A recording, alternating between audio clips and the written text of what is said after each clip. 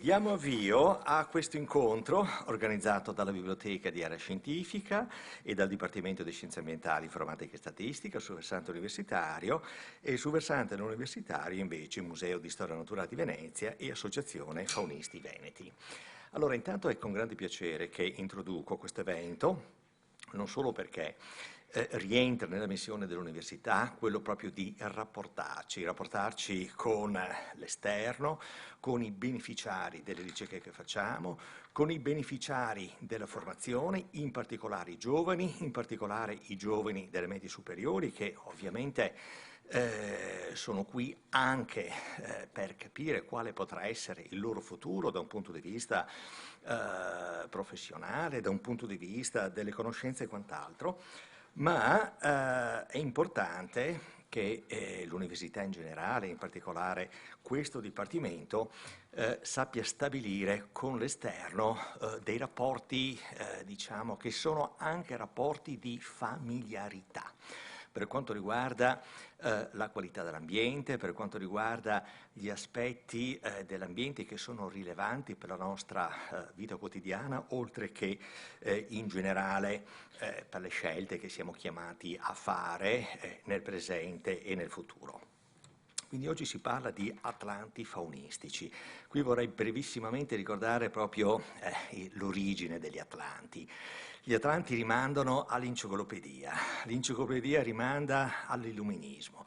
Quindi tutto questo diciamo, ha come riferimento iniziale proprio questo mutato atteggiamento rispetto alla conoscenza, quindi mettere al centro della crescita degli individui la conoscenza vuol dire innanzitutto raccogliere il sapere, integrare il sapere, da cui il concetto appunto di enciclopedia. Poi l'enciclopedia ovviamente deve utilizzare degli strumenti. Gli atlanti sono uno di questi strumenti, perché gli atlanti per definizione integrano innanzitutto da un punto di vista spaziale, integrano da un punto di vista temporale e quindi gli atlanti, se ci pensate, sconosciuti prima della fine del Settecento, prima dell'Ottocento, poi ovviamente sono diventati uno strumento fondamentale proprio per accedere ad una conoscenza integrata, tematica.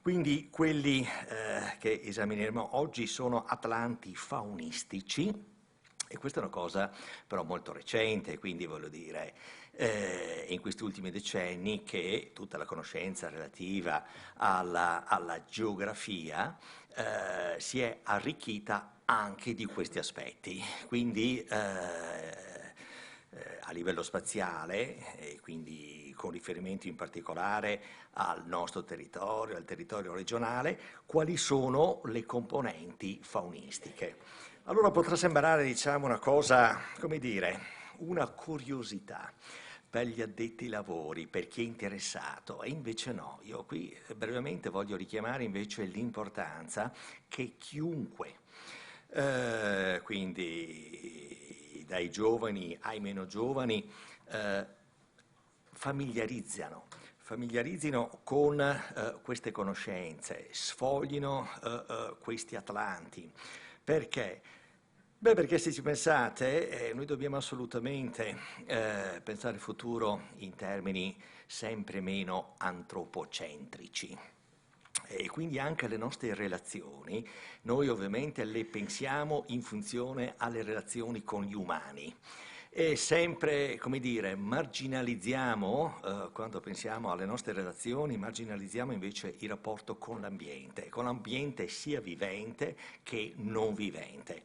E invece è fondamentale questo rapporto con l'ambiente, sia vivente che non vivente, perché anche se non ci accorgiamo, è proprio questo ambiente che modella quello che si chiama il paesaggio dell'anima, la nostra interiorità si alimenta in maniera fondamentale di questi aspetti.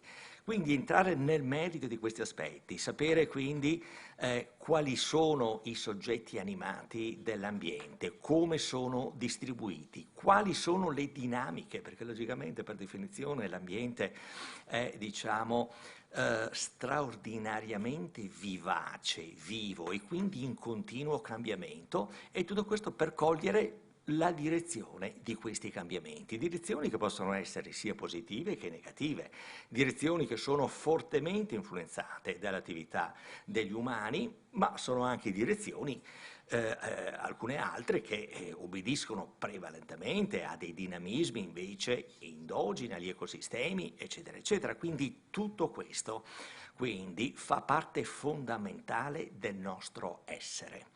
E di conseguenza è con grande piacere che apro, diciamo, questo convegno che si focalizza appunto sugli atlanti faunistici e non a caso ovviamente il sottotitolo è Strumenti per la conoscenza del territorio, a cui mi permetto di aggiungere vuol dire anche conoscenza di se stessi. Più si conosce l'ambiente, più si conosce il territorio, più si conoscono le componenti di questo territorio e più si conosce se stessi.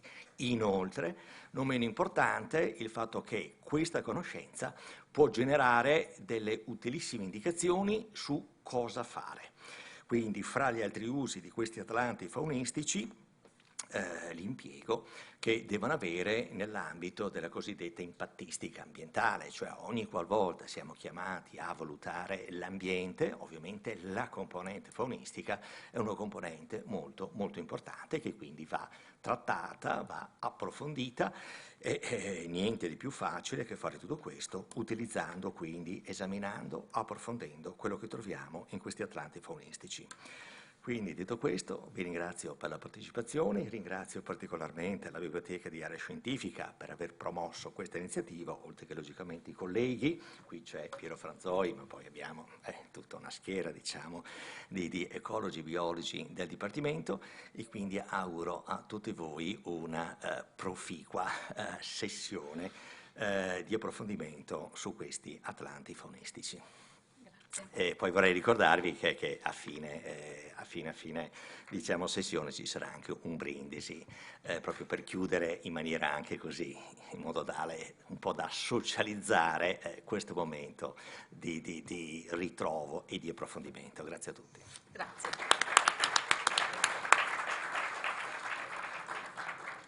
Grazie professor Marcomini per questa introduzione.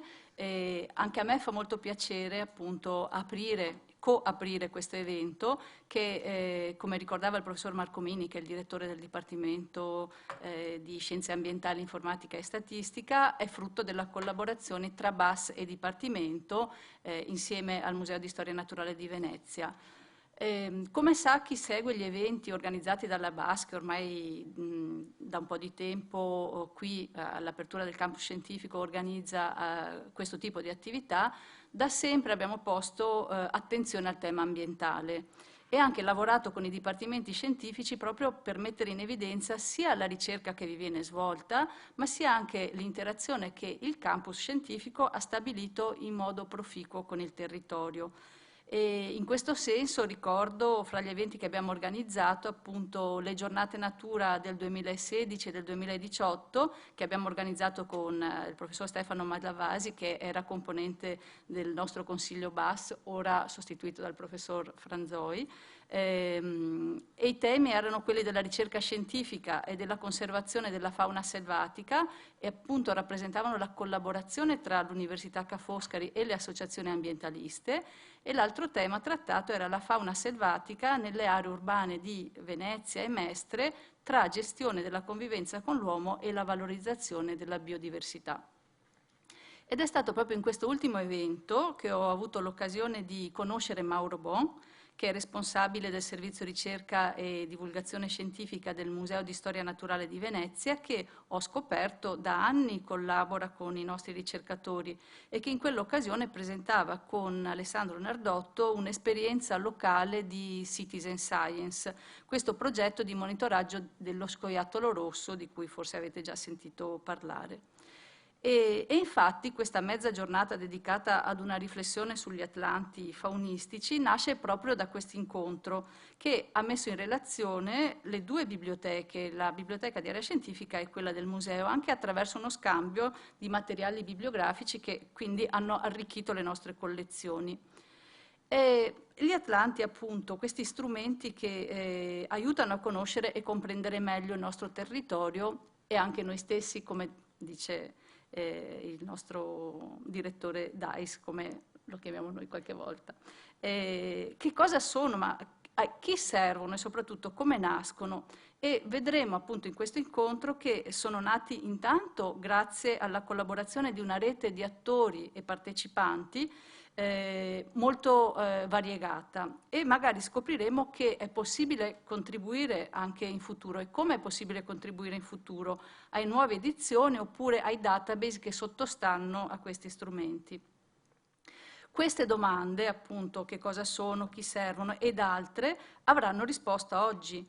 E spero che queste risposte siano utili sia ai nostri studenti che potrebbero utilizzarli in quanto studenti per ricerche, appunto abbiamo anche ragazzi delle scuole superiori, ma abbiamo anche studenti già universitari, magari nel momento delle tesi, però domani voi stessi potreste contribuire ad alimentare questi tipi di strumenti.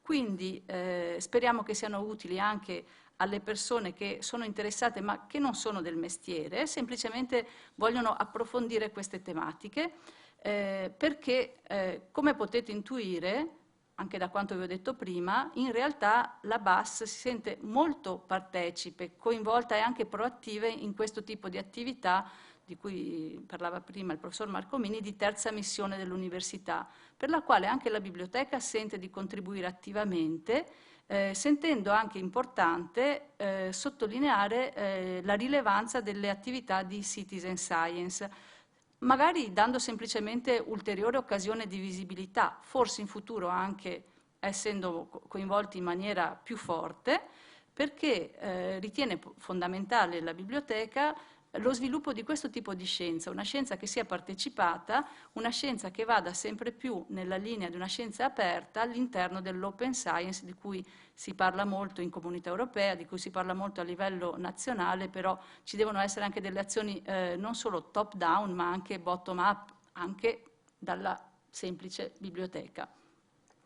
Quindi, prima di passare la parola a Piero Franzoi che farà da chair, voglio ringraziare il direttore di Dipartimento di Studi Ambientali, Informatica e Statistica, che da sempre sostiene e supporta le iniziative della BAS con la sua presenza, con le sue riflessioni e non solo. Per esempio, godiamo del rinfresco anche grazie al loro sostegno e quindi doppio ringraziamento.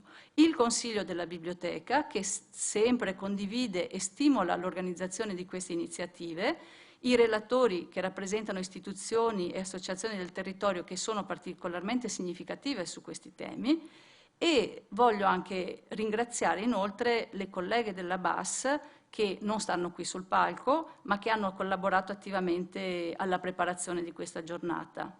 Vi ricordo anche che in biblioteca, all'ingresso, per chi avesse voglia di visitarla, c'è una bellissima vetrina con i volumi più significativi della biblioteca dedicata alla fauna, che è stata creata per l'occasione. E comunque chi ci segue sulla pagina Facebook vedrà anche le immagini e le foto. Voglio quindi presentare i nostri relatori, che sono Mauro Bo, che è curatore del Nuovo Atlante dei mammiferi del Veneto, che qui vi faccio vedere perché la biblioteca ne ha una copia e poi potete anche visionare se volete dare un'occhiata direttamente al volume. Mauro ci presenterà il senso e il significato di 30 anni di ricerca e cooperazione in Veneto, proprio con la realizzazione anche di atlanti faunistici. Poi abbiamo Marco Ulliana, che è responsabile della sezione di entomologia del museo appunto di Venezia, di storia naturale. Marco è ricercatore ormai di esperienza internazionale, è coautore insieme a Lucio Bonato e Stefano Beretta dell'Atlante distributivo Farfalle del Veneto, e questo è frutto di una ricerca pluriennale nell'ambito di un progetto definito ARVE, che è stato sostenuto dal Museo di Scienze Naturali e patrocinato dalla Regione Veneto. E poi abbiamo Arianna Spada, che è una naturalista ed è presidentessa dell'Associazione Faunisti Veneti e anche nostra dottoranda a Foscari, quindi doppio ringraziamento, che ha contribuito insieme a Mauro Bon alla pubblicazione del volume Nuovo Atlante dei mammiferi del Veneto, e ce ne racconterà in dettaglio il progetto. Quindi io vi ringrazio e passo la parola al nostro chair e vi auguro un buon ascolto.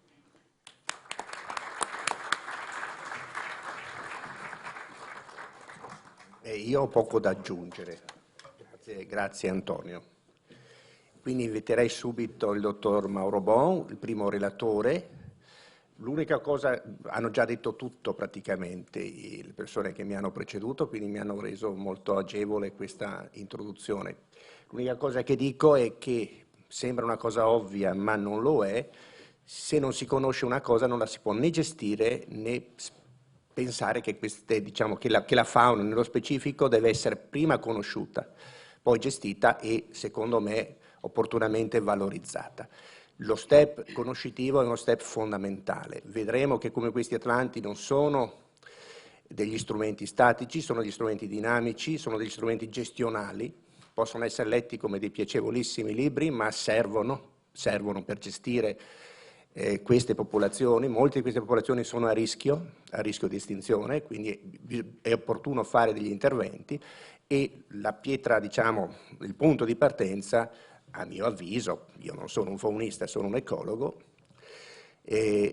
sono appunto strumenti di questo tipo. Basta, e lascio la parola al dottor Mauro Bon del Museo di Storia Naturale di Venezia, che sicuramente è molto più competente di me su questo tema. Il suo intervento, ricordo, è gli Atlanti faunistici in Veneto, 30 anni di ricerca e cooperazione. Perfetto, grazie. Grazie ancora alla Biblioteca della Scientifica per la condivisione di questa bella idea, di questa partnership tra museo e università. Grazie a tutti gli amici di Ca' Foscari, con cui è sempre un piacere, insomma, collaborare, con cui c'è una vecchia amicizia, insomma, che persiste in tante collaborazioni che continuano tra università e museo. Oggi abbiamo diviso allora in 3 parti questo incontro. La prima sarà una parte più generale che, insomma, vi racconterò io. In mezz'ora, insomma, un po' difficile raccontarvi come si organizza un Atlante, però cercherò di darvene un'idea sommaria ma sufficiente. Faremo così un po' a volo d'angelo una sorta di bibliografia commentata di quello che è stato prodotto in questi 30 anni in Veneto, che è moltissimo, e poi passerò la palla ai miei colleghi che invece andranno un po' più in profondità, parlando in maniera specifica di 2 progetti recenti di Atlante regionale. Avete già capito, insomma, sostanzialmente cos'è un Atlante. È un lavoro di mappatura. È un lavoro di mappatura, quindi il risultato è quello di conoscere la distribuzione geografica di una specie o di un gruppo di specie, insomma. Qui parliamo ovviamente di atlanti faunistici, consideriamo che ci sono anche atlanti botanici, ma oggi focalizzeremo appunto il nostro discorso sulla fauna. Gli atlanti faunistici sono dei lavori di base dal punto di vista proprio faunistico, cioè non si può pensare di fare ricerca sulla fauna se non si conosce prima un importante elemento, cioè se c'è la specie e dov'è distribuita. Quindi questi lavori sono essenziali per poi appunto lavorare poi su altri piani dal punto di vista appunto anche ecologico o di approfondimento. Il risultato sono delle mappe che possono avere una scala diversa, questo poi lo vediamo, lo decidiamo noi, e quindi il primo risultato è quello di conoscere qual è l'areale di una specie. 30 anni fa questo era un risultato sufficiente. Nell'ultimo decennio sono stati introdotti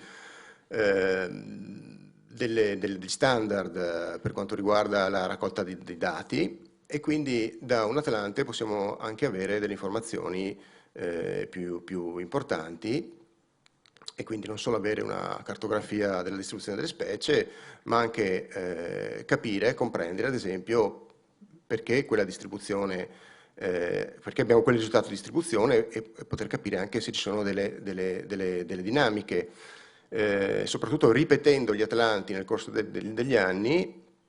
è possibile capire insomma, quali sono gli andamenti di una specie, sono andamenti positivi, negativi e eventualmente anche ipotizzare le cause di un aumento o di una diminuzione. L'organizzazione di un progetto Atlante è un'operazione abbastanza complessa, non tanto perché presume una specializzazione particolare, ma perché si tratta soprattutto di coordinare gruppi di persone abbastanza eterogenee. Quindi l'organizzatore, gli organizzatori devono avere una buona conoscenza di base geografica e zoologica, quindi sapere di cosa stiamo parlando dal punto di vista faunistico, conoscere bene le fenologie, cioè anche gli andamenti nel corso dell'anno, come si muovono queste specie, soprattutto nel caso degli uccelli, e ovviamente poi gestire tutto un flusso di dati che va coordinato, che va verificato e una serie di attenzioni relative alle molte persone che lavorano in questi ambiti. Considerate che la maggior parte di queste attività è un'attività di volontariato. Ecco il motivo per cui sono spesso le associazioni a coordinare queste attività. Le persone quindi escono in maniera amatoriale, spesso gratuitamente, e quindi bisogna considerare a questo livello che abbiamo persone che certo hanno una buona volontà, lo fanno spesso con piacere, ma lo fanno nel loro tempo personale. Quindi ci deve essere una buona rispondenza tra il coordinatore e il gruppo di lavoro, perché senza queste persone gli Atlanti non si potrebbero fare, non c'è nessuna università, nessun museo che possa fare in maniera autonoma un lavoro di questo tipo. L'area di studio può essere la più diversa, lo vedremo più avanti. L'Atlante può essere un Atlante estremamente locale, il centro urbano, un comune, può essere anche un Atlante di tipo continentale. Diciamo che gli Atlanti più grandi, quelli regionali, nazionali e continentali, spesso sono Atlanti compilativi, cioè che racchiudono dati di Atlanti a carattere più locale.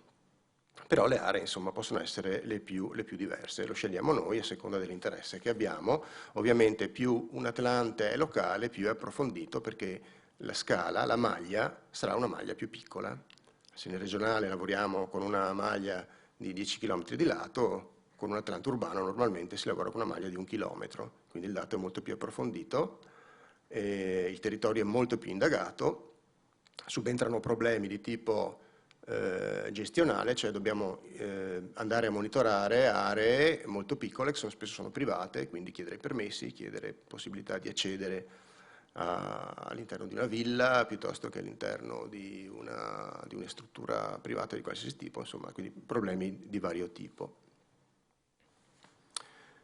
Ecco, il periodo di studio ovviamente è fondamentale. Il periodo di studio possiamo intenderlo sia nel senso di quanto dura un Atlante, ovviamente questo lo decidiamo noi. L'Atlante è una fotografia della situazione faunistica in un'unità di tempo, quindi può essere normalmente, si va da un minimo di 2 anni a un massimo di più anni, anche qua dipende ovviamente dalla scala geografica, e ovviamente dipende anche dallo sforzo di indagine, perché far durare un Atlante molti anni significa gestire appunto una situazione più complicata. Il periodo di studio possiamo pensare anche dal punto di vista di quando si fa l'Atlante, cioè in che periodo dell'anno, e quello ovviamente dipende dalla specie che si va a studiare.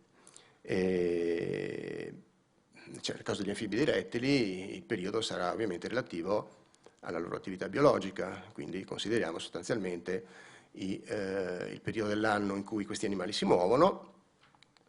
Non lo faremo certo d'inverno, però magari dobbiamo sapere che alcuni anfibi cominciano la deposizione molto presto, già alla fine dell'inverno, quindi se vogliamo andare a scovare l'ovatura delle rane rosse sappiamo che dobbiamo già muoverci a fine febbraio e così via, quindi ovviamente la fenologia delle specie è una cosa che deve essere ben nota. Nel caso dei mammiferi tutto l'anno va bene, tante volte l'inverno è ottimo perché troviamo delle bellissime tracce. Nel caso degli uccelli scegliamo i periodi in cui le popolazioni sono particolarmente stabili nel territorio, quindi difficilmente andremo a fare un Atlante delle migrazioni, gli uccelli si muovono molto velocemente e quindi cartografare le migrazioni è un altro tipo di problematica.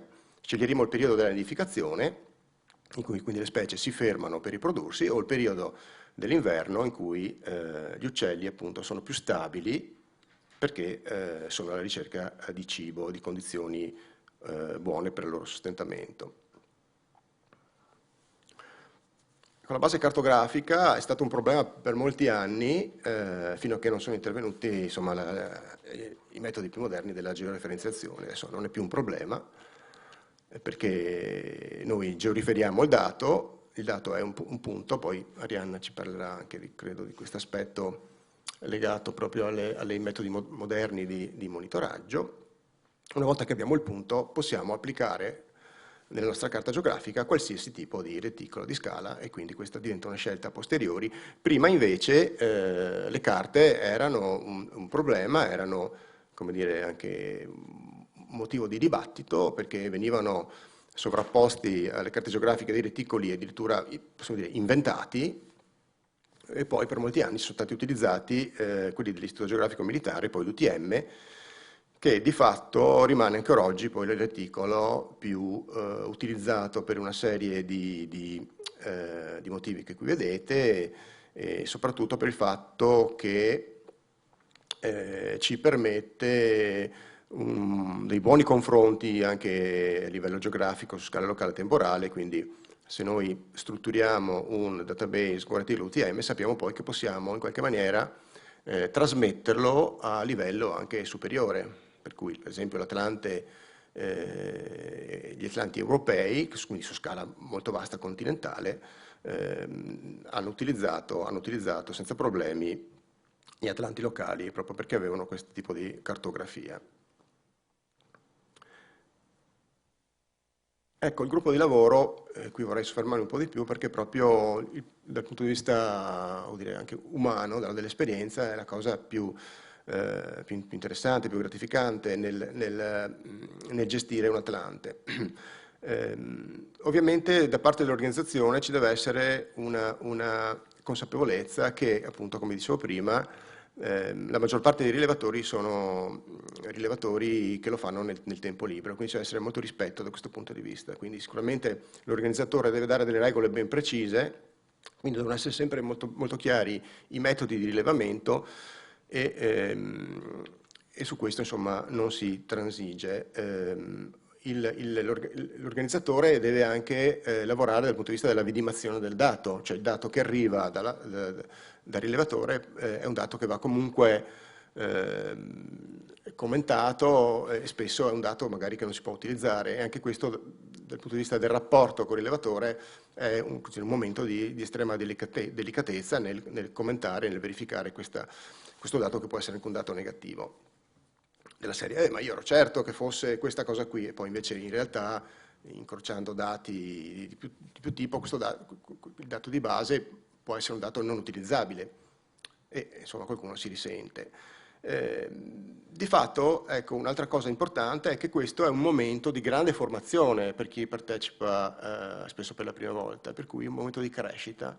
È uno di quei rari momenti in cui un neofita accompagna un esperto e quindi ci può essere questa trasmissione di esperienza per cui e anche di crescita, insomma, questo è una cosa anche che lancio molto spesso agli studenti.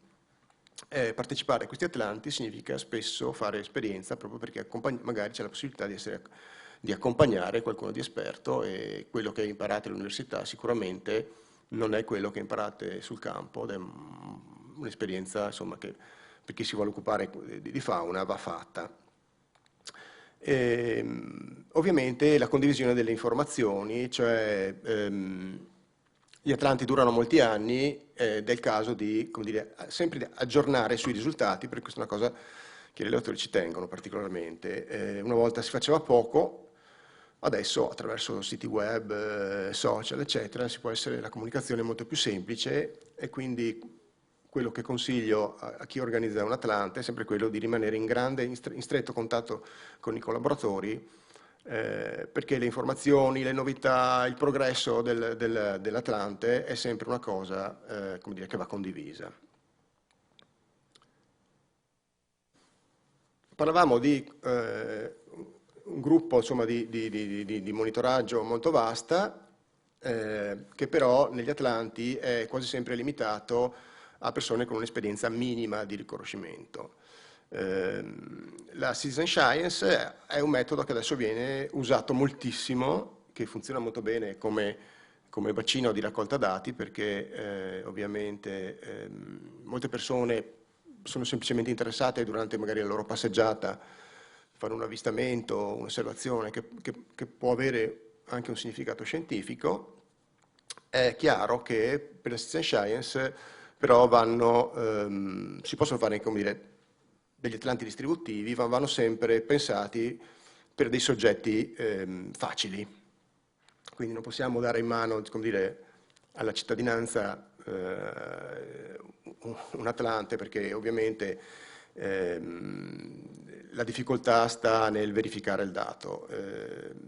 Ci sono molti progetti di Citizen Science in piedi che danno tantissimi dati distributivi, però il limite è sempre quello del dato complesso, cioè se io riesco bene a identificare una specie, che può essere una specie target, che può essere una rondine, piuttosto che... però diciamo che i progetti Atlante sono progetti troppo complessi. È chiaro che nella Citizen Science ci vuole un altro approccio, cioè bisogna trovare dei soggetti relativamente semplici e poi bisogna fare molta comunicazione, molta promozione attraverso conferenze, incontri, eventi, perché la partecipazione della cittadinanza è soprattutto quella di appunto, inviare il dato, ma di essere molto coinvolti, molto informati, però questo si fa a un livello diciamo, più di comunicazione di base. Noi con questa esperienza dello scoiattolo sta andando abbastanza bene, questo è un soggetto diciamo, facilmente riconoscibile, non sempre riconoscibile, perché c'è per esempio molta confusione tra la pelliccia rossa e quella più scura. Alla fine si tratta sempre della stessa specie. Noi chiediamo sempre le foto per essere sicuri della determinazione, non sempre le foto ci arrivino perché fotografare uno scoiattolo non è semplicissimo, però con questo progetto abbiamo avuto già 120 segnalazioni nel giro di 6-7 mesi e soprattutto abbiamo avuto già segnalazioni di scoiattoli alloctoni, già un paio di segnalazioni, quindi interessante anche questo dal punto di vista del monitoraggio, cioè la segnalazione di specie alloctone, quindi la possibilità di agire velocemente per una rapida soluzione. Importante in un Atlante è l'organizzazione del database. Questa organizzazione deve partire da chiare informazioni su come si rilevano i dati.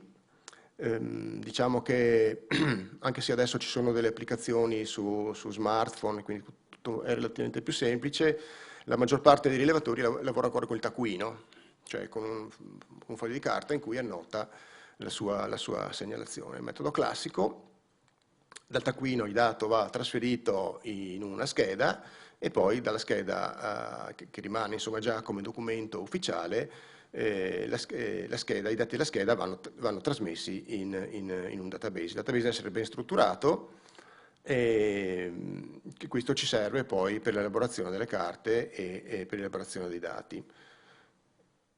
I risultati cartografici diciamo, di base più semplici sono quelli che vedete, cioè delle mappe con appunto una griglia, in questo caso abbiamo il Comune di Venezia con una griglia di 1 chilometro di lato e questa griglia viene riempita con dei simboli che sono sostanzialmente dei pallini. Questi pallini hanno una simbologia così, abbastanza affermata negli anni, insomma si usano sostanzialmente questa simbologia. Qui vedete una situazione di distribuzione relativa a uccelli, colore rosso uccelli nidificanti, colore azzurro-blu uccelli svernanti, pallini di diversa dimensione che hanno diverso quindi significato. Nella situazione rossa, cioè dei nidificanti, il pallino più grosso è la certezza della nidificazione, quindi l'evento riproduttivo certo, le uova, i giovani, il nido, eccetera, eccetera. Mano a mano pallini più piccoli, evento riproduttivo probabile o possibile. Nel caso degli uccelli svernanti, i pallini più grandi invece sono relativi a una maggiore densità della specie all'interno di quel quadrante, quindi sostanzialmente un valore numerico. A parte il dato distributivo, se noi lavoriamo in maniera standardizzata, quindi applicando dei monitoraggi standard, possiamo avere dei dati in più. Queste sono delle carte, delle cartografie di rilevamento che davamo per l'Atlante del Comune di Venezia. Vedete che all'interno di un quadrato di 1 chilometro per lato ci sono 4 piccoli quadrati da 500 metri e al centro del quadrato un simbolo che è un simbolo non vedo, mi ricordo nord-ovest, nord-est, quindi un simbolo che indicava un punto di rilevamento. Quindi il punto viene possibilmente effettuato in quella unità geografica.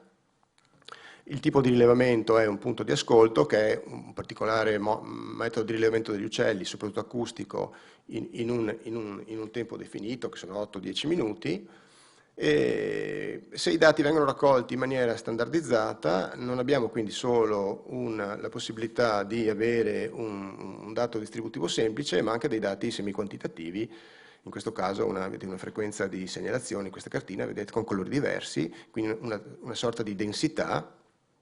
E quindi possiamo stabilire, ad esempio, che in una certa area, oltre alla presenza, c'è una maggiore densità di una specie, e questo è un dato ulteriore molto interessante. E ovviamente possiamo lavorare anche su liste e aree di maggior valore. Ad esempio, un altro esempio sulla ricchezza, che è un dato molto semplice, cioè il numero di specie osservate per unità di rilevamento, e vedete che ci sono alcune zone con una maggiore ricchezza di specie. Dunque bisogna stare un po' attenti in queste carte, ovviamente, perché ci possono essere degli errori dati anche dalla densità di rilevatori, dalla densità di dati, anche se ci sono degli indici statistici che possono normalizzare questi inghippi. Io posso avere un quadrato in cui ho tanti rilevatori che mi danno tanti dati e quindi la possibilità di avere, come dire, maggiori risultati. Questo, ecco, ovviamente è un tipo di errore comune che però può essere evitato. Oppure si può fare uno studio delle comunità, quindi dividendo la nostra area geografica per tipologia ambientale, per habitat, eccetera. L'ideale nello studio degli atlanti è quello di ripetere gli atlanti dopo un po' di anni. È certo che l'ideale sarebbe l'atlante perpetuo, cioè un monitoraggio che si fa continuamente, però non sempre ci sono le risorse economiche e le risorse umane. Ecco che nel caso della provincia di Venezia, dopo 20 anni, si è ripetuto l'Atlante e quindi si è potuto anche verificare, anche semplicemente a livello distributivo, come cambiano gli areali delle specie. Il gruccione, vedete, la carta piccola è la carta di 20 anni fa, la carta grande è quella, diciamo, più recente, vedete come il gruccione si è aumentato in maniera esponenziale. Prima una specie rarissima, ora una specie abbastanza comune. Mutamenti del clima, altre cose, non so, poi quello è un altro discorso sulla valutazione, però insomma il dato è molto molto evidente. Un caso invece di scomparsa, tanto per farvi un'idea, l'Arbagianni, vedete, 20 anni fa non comunissimo ma abbastanza distribuito, recentemente un animale ormai rarissimo da vedere nella stagione di nidificazione. Quindi visualmente una facilità di lettura di questo tipo. Come sono messo col tempo? 2 minuti. Ho ancora 2 minuti, quindi devo un po' correre, ma questa, diciamo, la parte più bibliografica. La maggior parte degli atlanti sono atlanti ornitologici, questo soprattutto per il fatto che l'ornitologia è molto, ha, come dire, un insieme di persone, di amatori, di birdwatcher, che quindi consente una grandissima raccolta di dati, una potenzialità appunto nell'utilizzare queste persone, che sono spesso persone molto esperte nel riconoscere gli uccelli. dal punto di vista così, della storia degli Atlanti i faunistici, i primi sono quelli inglesi, insomma gli inglesi fanno scuola da questo punto di vista, quindi andiamo ai primi anni 50, i primi casi studio inglesi, poi i primi volumi sono un volume di botanica del 62 e poi il primo Atlante nidificante degli uccelli è del 70.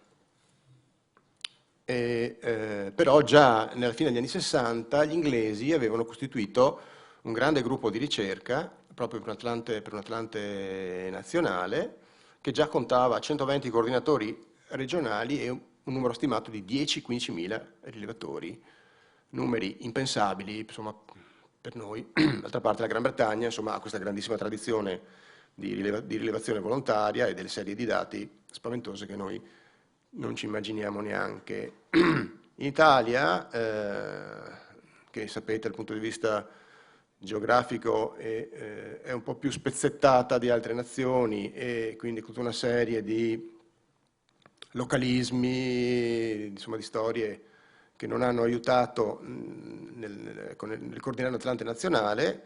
Le prime esperienze sono molto più recenti e vedete che addirittura per arrivare a un Atlante nazionale, fatto anche malino devo dire all'epoca, siamo arrivati al 93 con dati raccolti nell'83-86 e quindi siamo partiti molto più tardi e molto peggio.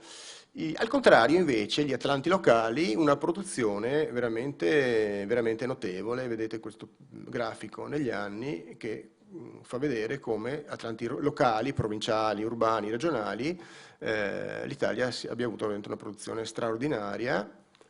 In questa tabella vedete che in Veneto, sì, in Italia sono circa 150 Atlanti locali, è un caso veramente singolare, e ben 23 di questi, qui parliamo di Atlanti ornitologici, e ben 23 di questi sono in Veneto.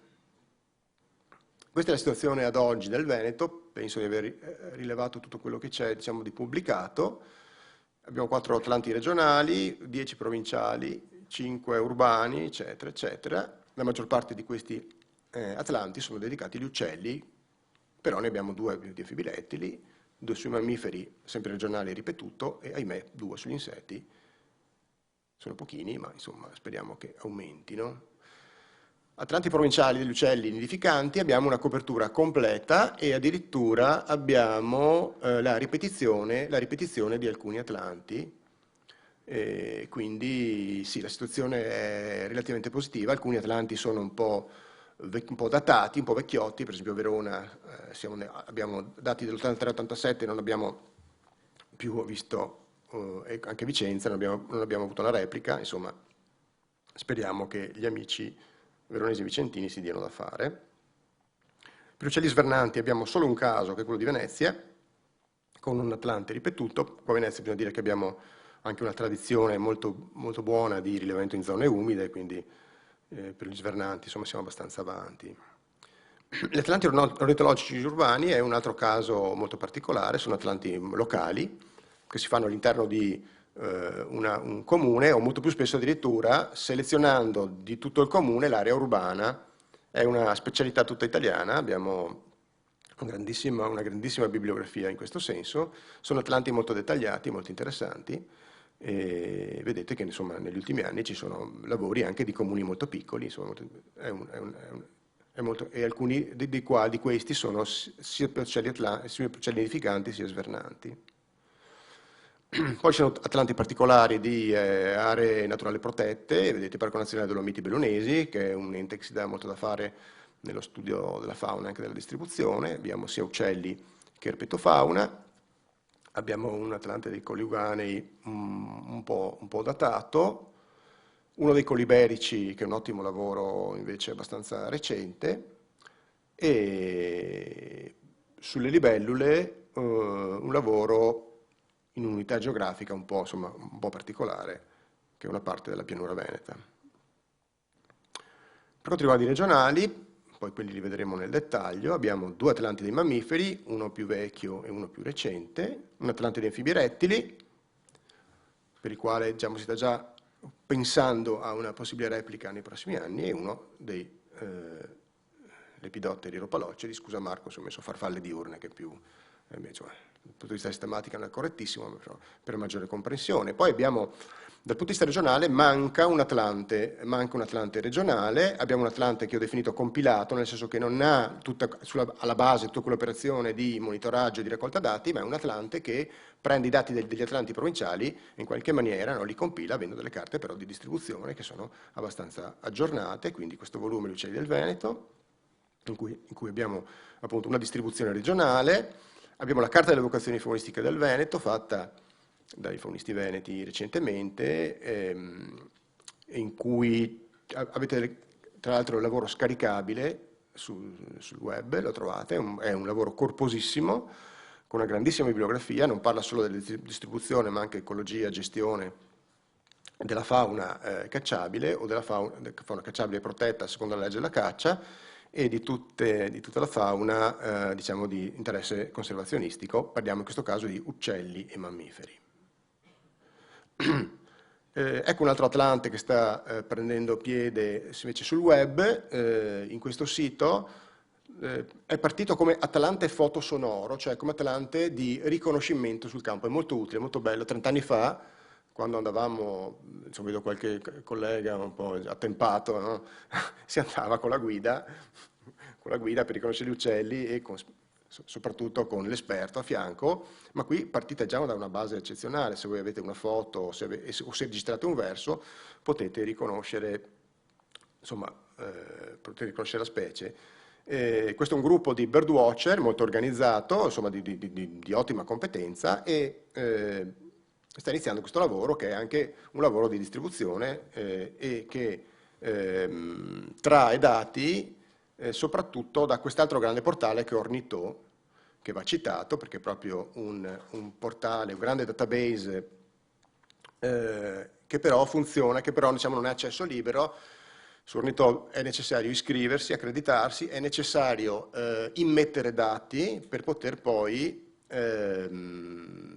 accedere appunto alle carte. Sono carte, nel caso vi siate iscritti, appunto, di livello nazionale, però avete questa possibilità di avere la distribuzione delle specie, diciamo una distribuzione molto aggiornata, perché in questo portale afferiscono veramente centinaia e centinaia di rilevatori. Ornitho lavora a livello europeo, nasce come portale per inserimento dati di uccelli, recentemente si inseriscono dati anche di altri taxa, i più organizzati dei quali sono anfibi rettili e libellule, poi ci sono anche farfalle e altri taxa. Sono a concludere dicendo che quello a cui bisognerebbe mirare appunto è, come ho detto prima, un Atlante perenne, è un Atlante aperto, cioè questi dati dovrebbero essere sempre disponibili, perché sono appunto dati che servono non solo a chi fa faunistica, a chi fa zoologia, ma anche a chi opera nel mondo della conservazione, per chi deve fare operazioni di programmazione, di progettazione, per le valutazioni di incidenza. Insomma, ci sono tantissime cose che possono servire. Questo esempio è come al solito l'esempio inglese. NBN Atlas è un Atlante online. La National Biodiversity Network, appunto una grande associazione che riesce ad avere tutti i dati di altre banche dati minori e li rende disponibili in maniera gratuita. Quindi voi potete anche indagare questo grandissimo Atlante inglese, digitare una specie, la martora, e avrete immediatamente la distribuzione della martora. Questa è, diciamo, la cosa a cui noi dovremmo tendere come specialisti, come musei, come università, come enti amministrativi, insomma, avere una cosa del genere. Se siete interessati, così chiudo, molte pubblicazioni che avete visto le trovate online sul sito dell'Associazione Faunisti Veneti, un'associazione che ha sede in museo, che si occupa di faunistica, che ha organizzato e condotto molti di questi Atlanti. L'iscrizione sono 20 euro, un'iscrizione costa poco e c'è la possibilità di fare esperienza, di fare attività, di avere formazione e quindi un consiglio che vi do, insomma, dateci un'occhiata. Grazie. Ringraziamo il dottor Bon e il prossimo relatore, il dottor Uliana, che ci parlerà di farfalle, nello specifico farfalle del Veneto Atlante distributivo, un Atlante di qualche anno fa, ma molto recente e molto bello. Buongiorno a tutti. Sì, allora, io vi parlo di un Atlante abbastanza particolare rispetto al panorama complessivo che, come avete visto, è dominato da Atlanti di vertebrati. Nel 2010 io con altre due persone, in particolare Lucio Bonato, ma insomma ci ha dato un grosso aiuto anche Stefano Beretta, abbiamo lanciato questa iniziativa, il progetto ARVE, cioè progetto di Atlante dei ropaloceri del Veneto dedicato alle farfalle. La raccolta dati l'abbiamo condotta dal 2010 al 2012, poi ci è voluto un paio di anni per analizzarli e mettere insieme il prodotto definitivo di cui vedete la copertina. La prima domanda che uno si può porre è: perché ci siamo dedicati alle farfalle? Vabbè, anzitutto ci interessavano, ci piacevano, avevamo un'esperienza personale pregressa, ma poi ci sono anche delle ragioni più obiettive che uno può portare. In Veneto, stando ai dati pregressi, ci aspettavamo circa 190 specie presenti nella nostra regione, per le quali però c'era un grande difetto di conoscenza, ne sapevamo poco o nulla.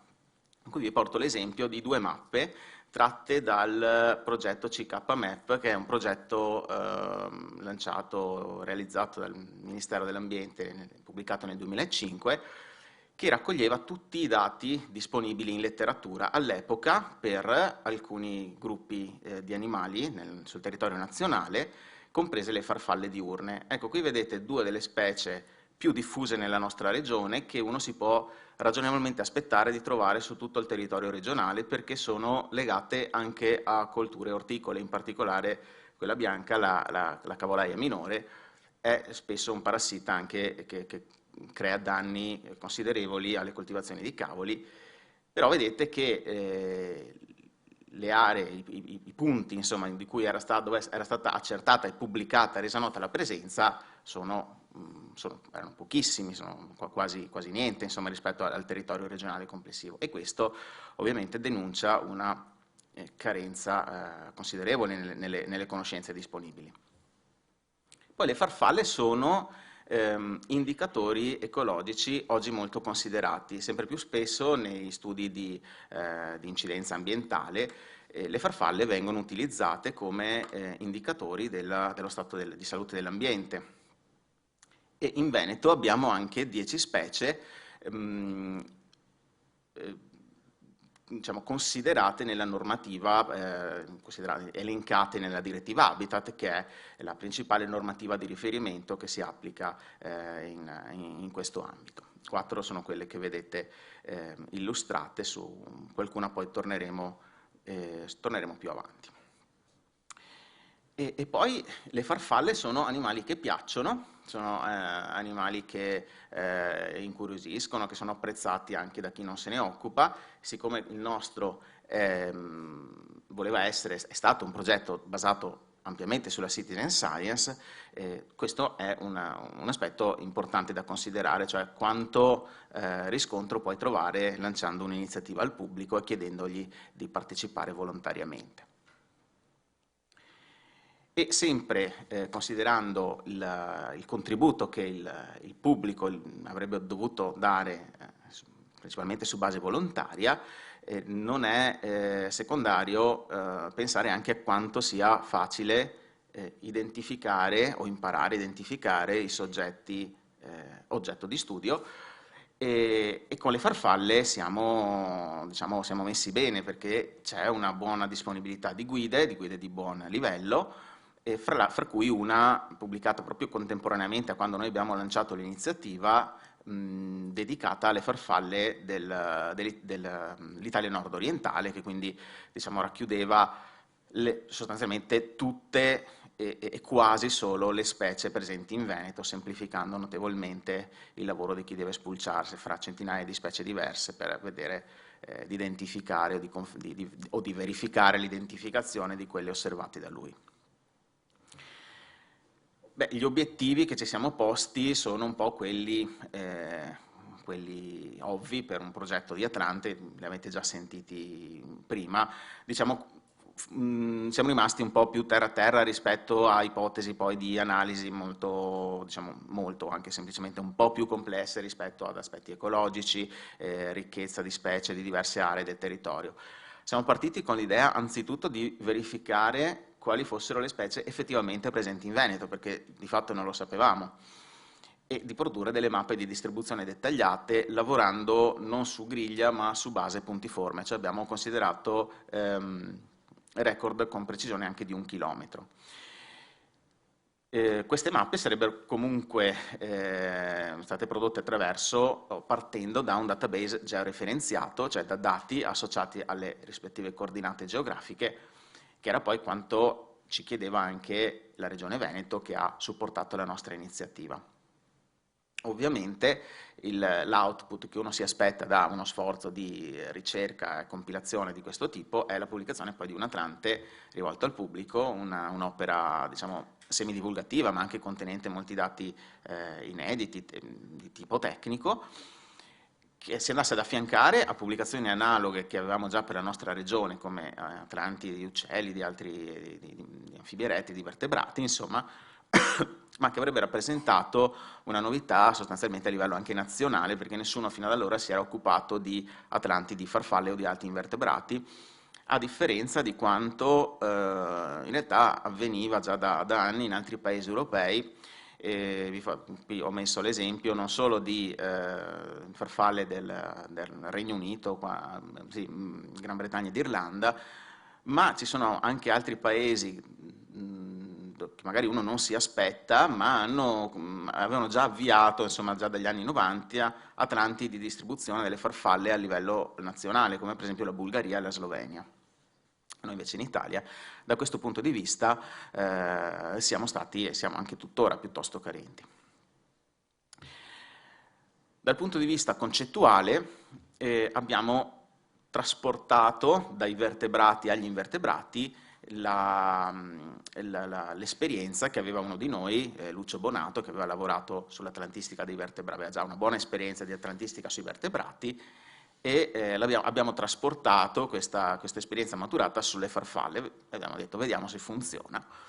Quindi abbiamo organizzato questa cosa come una indagine collettiva basata sulla partecipazione volontaria, quindi abbiamo chiesto alle persone di partecipare perché condividevano il nostro interesse per le farfalle, il nostro desiderio di migliorarne le conoscenze, e quindi ci siamo organizzati in modo anche molto semplice, molto informale, anche diretto, attraverso un contatto diretto fra ciascuno di noi, i promotori e i collaboratori che poi andavano sul campo a raccogliere dati, o sul campo nelle collezioni, questo lo vediamo fra poco. Abbiamo avuto l'opportunità di integrare anche un paio di tesi di laurea su questo progetto, quindi abbiamo preso un po' di forza lavoro da parte di 2 studentesse che ci hanno aiutato a sbrogliare casi problematici, diciamo, circa l'identificazione e l'identità di alcune delle farfalle presenti nella nostra regione. E vabbè, come vi dicevo, come vi anticipavo all'inizio, sia stata una ricerca a cui abbiamo dedicato 3 anni di raccolta dati. Il progetto ARVE è stato accolto dal Museo di Storia Naturale di Venezia, dove io già ero impiegato, ed è stato finanziato dalla Regione Veneto, che ha messo a disposizione un po' di fondi per l'acquisto di materiali, strumentazione, spese vive, trasferimenti, spostamenti e anche incarichi tecnici a qualche persona che ci ha aiutato in maniera professionale su aspetti quali analisi dei dati, restituzioni cartografiche preliminari e via dicendo.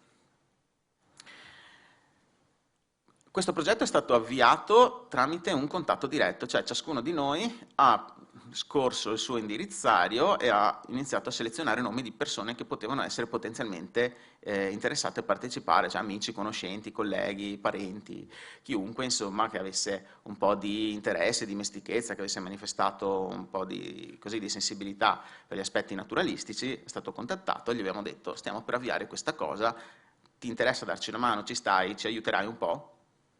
Abbiamo poi messo in piedi anche un sito web in maniera piuttosto casalinga, un sito web molto semplice, che comunque ci ha permesso di raggiungere anche persone che non conoscevamo, e quindi abbiamo avuto un riscontro anche da questo punto di vista, persone che ci hanno contattato e hanno manifestato l'interesse per unirsi a noi e darci una mano. E poi c'è stato materiale promozionale cartaceo e eventi, un po' come questo, ma questo è per raccontare i risultati. 10 anni fa era per raccogliere interesse e partecipanti.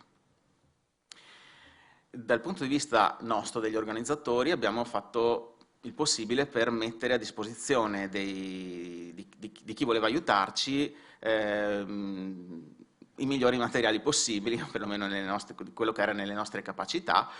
Quindi abbiamo preparato una lista delle specie attese che li facilitasse nel identificare il materiale, e per ciascuna di queste abbiamo anche cercato di focalizzare, di esplicitare in modo piuttosto chiaro i caratteri diagnostici che spesso non emergono con chiarezza dalle guide, che tendono di più a presentare delle immagini magari molto buone, ma meno spesso a esplicitare come si distingue una dall'altra, come si distinguono l'una dall'altra specie molto simili. Abbiamo anche preparato un file da compilare, insomma, in modo standardizzato, che facilitasse sia ai rilevatori che poi a noi, coordinatori, la gestione di questi dati. Abbiamo organizzato delle uscite collettive e degli incontri formativi in cui persone più esperte affiancavano persone meno esperte, persone che stavano iniziando, completi neofiti, e quindi diciamo unendo due cose utili, cioè si facevano dei rilevamenti e anche si insegnava sul campo a qualcuno, rendendolo poi autonomo per proseguire da solo in altre occasioni l'attività. Abbiamo anche fornito ad alcuni dei nostri collaboratori più motivati, più attivi, abbiamo anche fornito materiali molto basici, retini per raccogliere le farfalle e guide per identificarle. E poi, in particolare, il sottoscritto era a disposizione quotidianamente dietro a un indirizzo email o a un numero di telefono che, soprattutto nei lunedì estivi, dopo le uscite del weekend, si infiammava di persone che telefono, vogliono sapere aiuto sull'identificazione, via dicendo. Insomma, diciamo, è importante in questi casi farsi sentire presenti, dimostrarsi sempre presenti, sempre facilmente raggiungibili, sempre sul pezzo. Ci siamo dedicati nel nostro lavoro alle farfalle diurne, i cosiddetti ropaloceri, insomma questo nome decisamente indigesto, ma che identifica un gruppo piuttosto ben circoscritto di farfalle che volano di giorno, e che sono un numero diciamo facilmente gestibile. Sono a livello nazionale, sono circa 290 specie. Non ci siamo occupati di tutte le farfalle notturne, di tutti i cosiddetti microlepidotteri, cioè uno stuolo di farfalline grandi, insomma tignole, cose di questo tipo, grandi pochi millimetri, e neanche di altri gruppi magari ben noti, facilmente visibili, come le zigene, perché tutto l'insieme di queste farfalle che vi sto citando adesso a livello nazionale diciamo sfiora le 5.000 specie, ed è un numero assolutamente ingestibile in una iniziativa di questo tipo, e anche in iniziative ben più solide di questa. Ci siamo occupati del Veneto amministrativo e non abbiamo posto nessun limite temporale alla raccolta dati, quindi vuol dire che abbiamo raccolto dati anche di reperti ottocenteschi, per esempio, cioè abbiamo voluto dare una prima fotografia di tutto quello che si poteva mettere insieme sulle farfalle del Veneto. Quindi abbiamo raccolto dati di letteratura, abbiamo spulciato tutto quello che siamo riusciti a trovare, abbiamo raccolto dati da collezioni e abbiamo raccolto, poi ci siamo sforzati di raccogliere tante osservazioni originali, quindi farfalle identificate sul campo, magari tramite cattura temporanea, tenendole qualche minuto all'interno di un retino, dentro un barattolo, per osservarne i caratteri diagnostici, oppure prendendone una foto, sia magari tenendo in mano il reperto vivo appena raccolto, oppure fotografandoli insomma in natura, sui fiori, in attività, e in qualche caso è stato anche necessario fare dei campionamenti. Ci torno fra poco, ma questo è stato, diciamo, un metodo diciamo, che non abbiamo privilegiato, abbiamo invitato a farlo solo se strettamente necessario.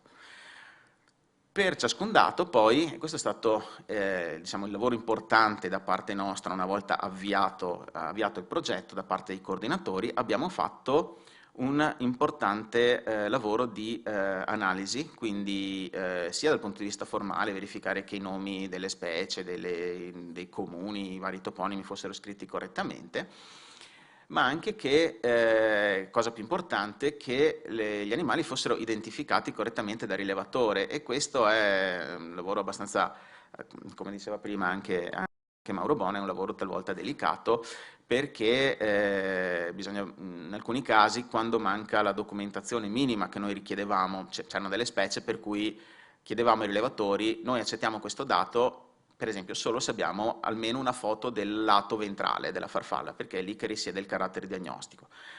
E in alcuni casi questa documentazione minima mancava, la foto era sfocata, quindi bisognava capire se il rilevatore era una persona con una competenza sufficiente, insomma, diciamo, attività lunga e complessa, e che è stato, come vi dicevo, il grosso del lavoro che ci ha impegnato per mesi, perché ciascuno delle molte migliaia di dati che abbiamo raccolto è stato valutato singolarmente.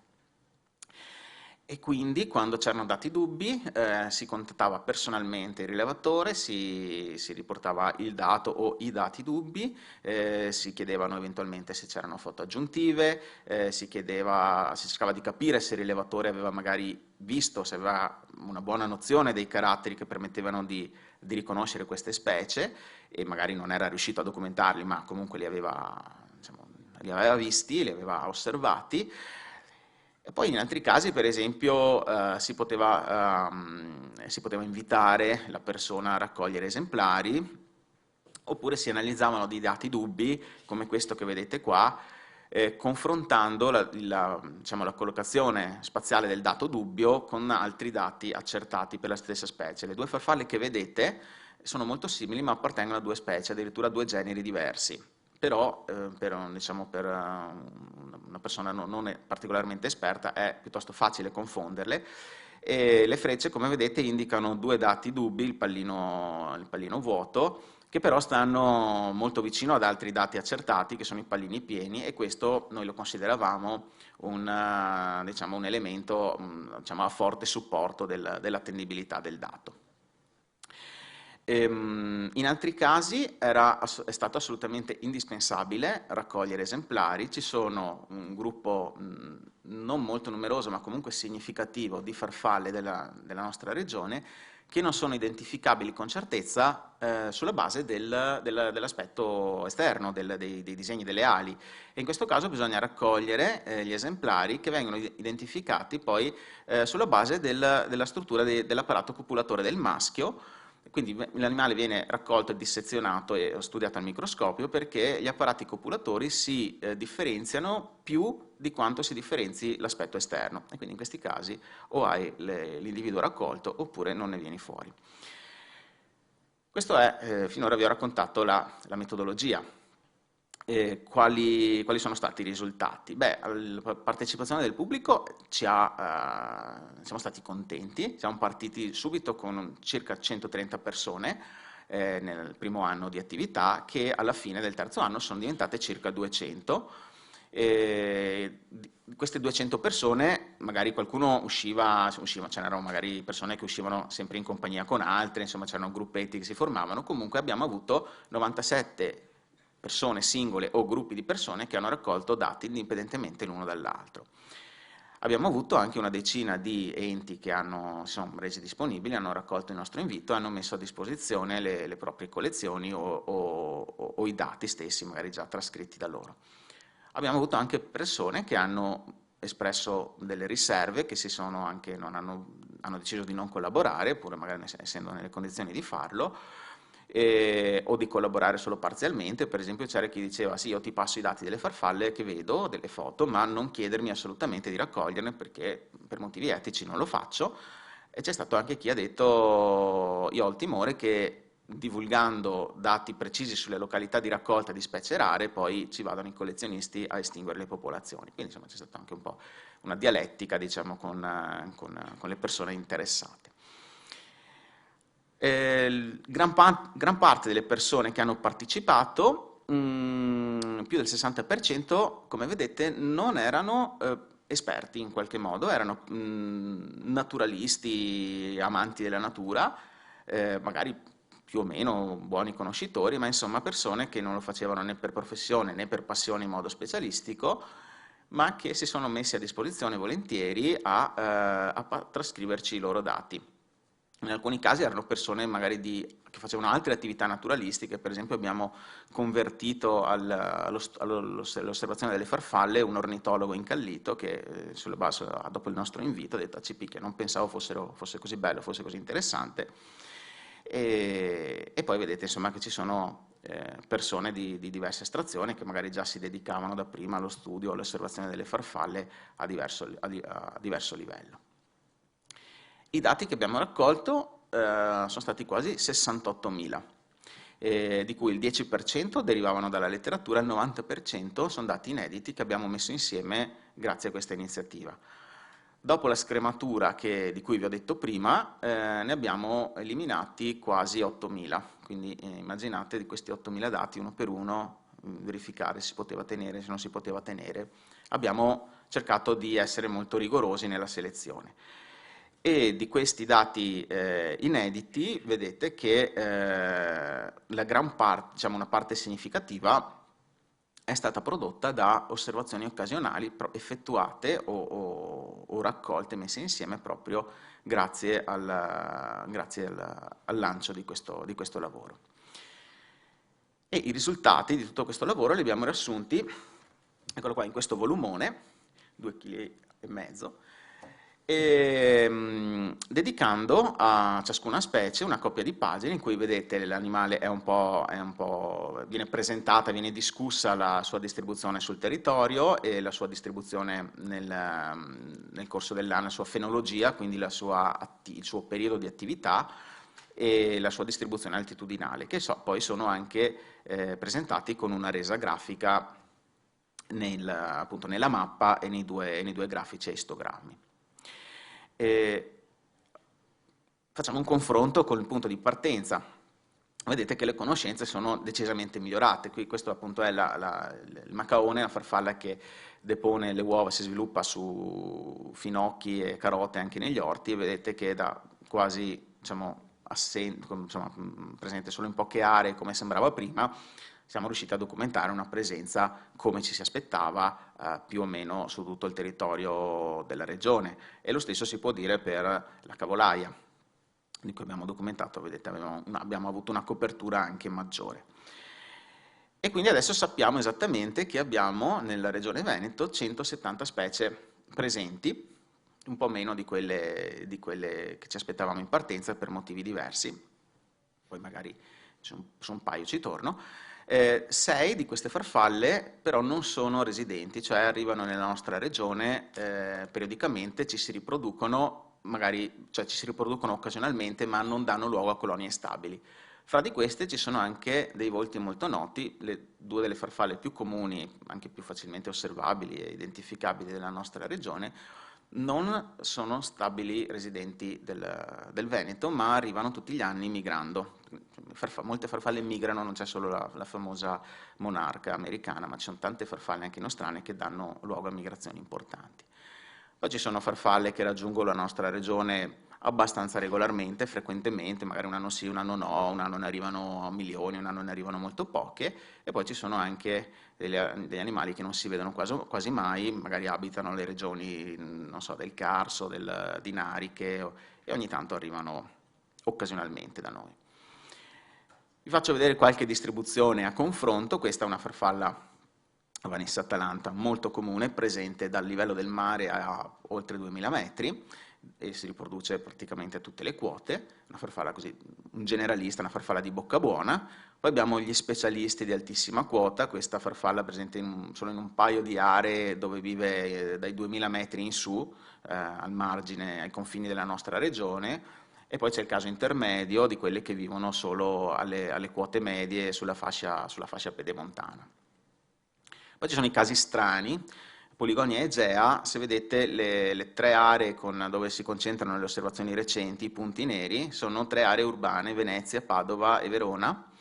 Perché? Perché è una farfalla, diciamo, a gravitazione meridionale, sta soprattutto appunto in Italia meridionale, in Grecia, qua diciamo siamo al limite del suo areale, è una farfalla che ama luoghi caldi, sassosi, assolati, perché si riproduce sulla parietaria.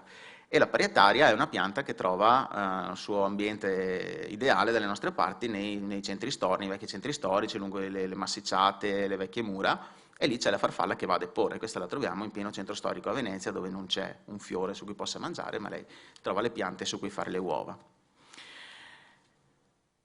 Se facciamo un confronto fra pianura e montagna, ovviamente, manco a dirlo, in montagna c'è quasi tutto. Al di sopra della fascia di 200 metri ci troviamo quasi tutte le specie di farfalle della nostra regione. È chiaro, l'ambiente è molto più ben conservato. E al di sotto dei 200 metri troviamo molto meno specie molto banali, però ci sono anche specie di interesse, per esempio la Cenoninfa edippus, che è una farfalla protetta e che abita dalle nostre parti la fascia delle risorgive, oppure quest'altra che la Licena dispar, è un animale molto diffuso nella pianura veneta, ma anch'essa è una farfalla protetta che vive solo nelle parti più basse della nostra regione, solo al di sotto di 200 metri. Abbiamo fatto un cosiddetto libro delle farfalle del Veneto, che però mostra le farfalle come le vediamo oggi, perché la fauna, l'abbiamo già detto, è dinamica, e noi abbiamo distinto graficamente i dati più recenti, quelli delle osservazioni dal 2000 in poi, da quelli più vecchi, per vedere un po' cosa ci raccontavano queste cose. Allora vediamo che ci sono delle specie in espansione nella nostra regione. Questo però non è, quella che vi sto mostrando in realtà non è una buona cosa, perché quella che state vedendo adesso è la cosiddetta farfallina dei gerani, che è arrivata a metà degli anni 2000 nella nostra regione e ha flagellato il Veneto, ha flagellato i produttori e i coltivatori di gerani, arriva dal Sudafrica e insomma non ci fa piacere averla.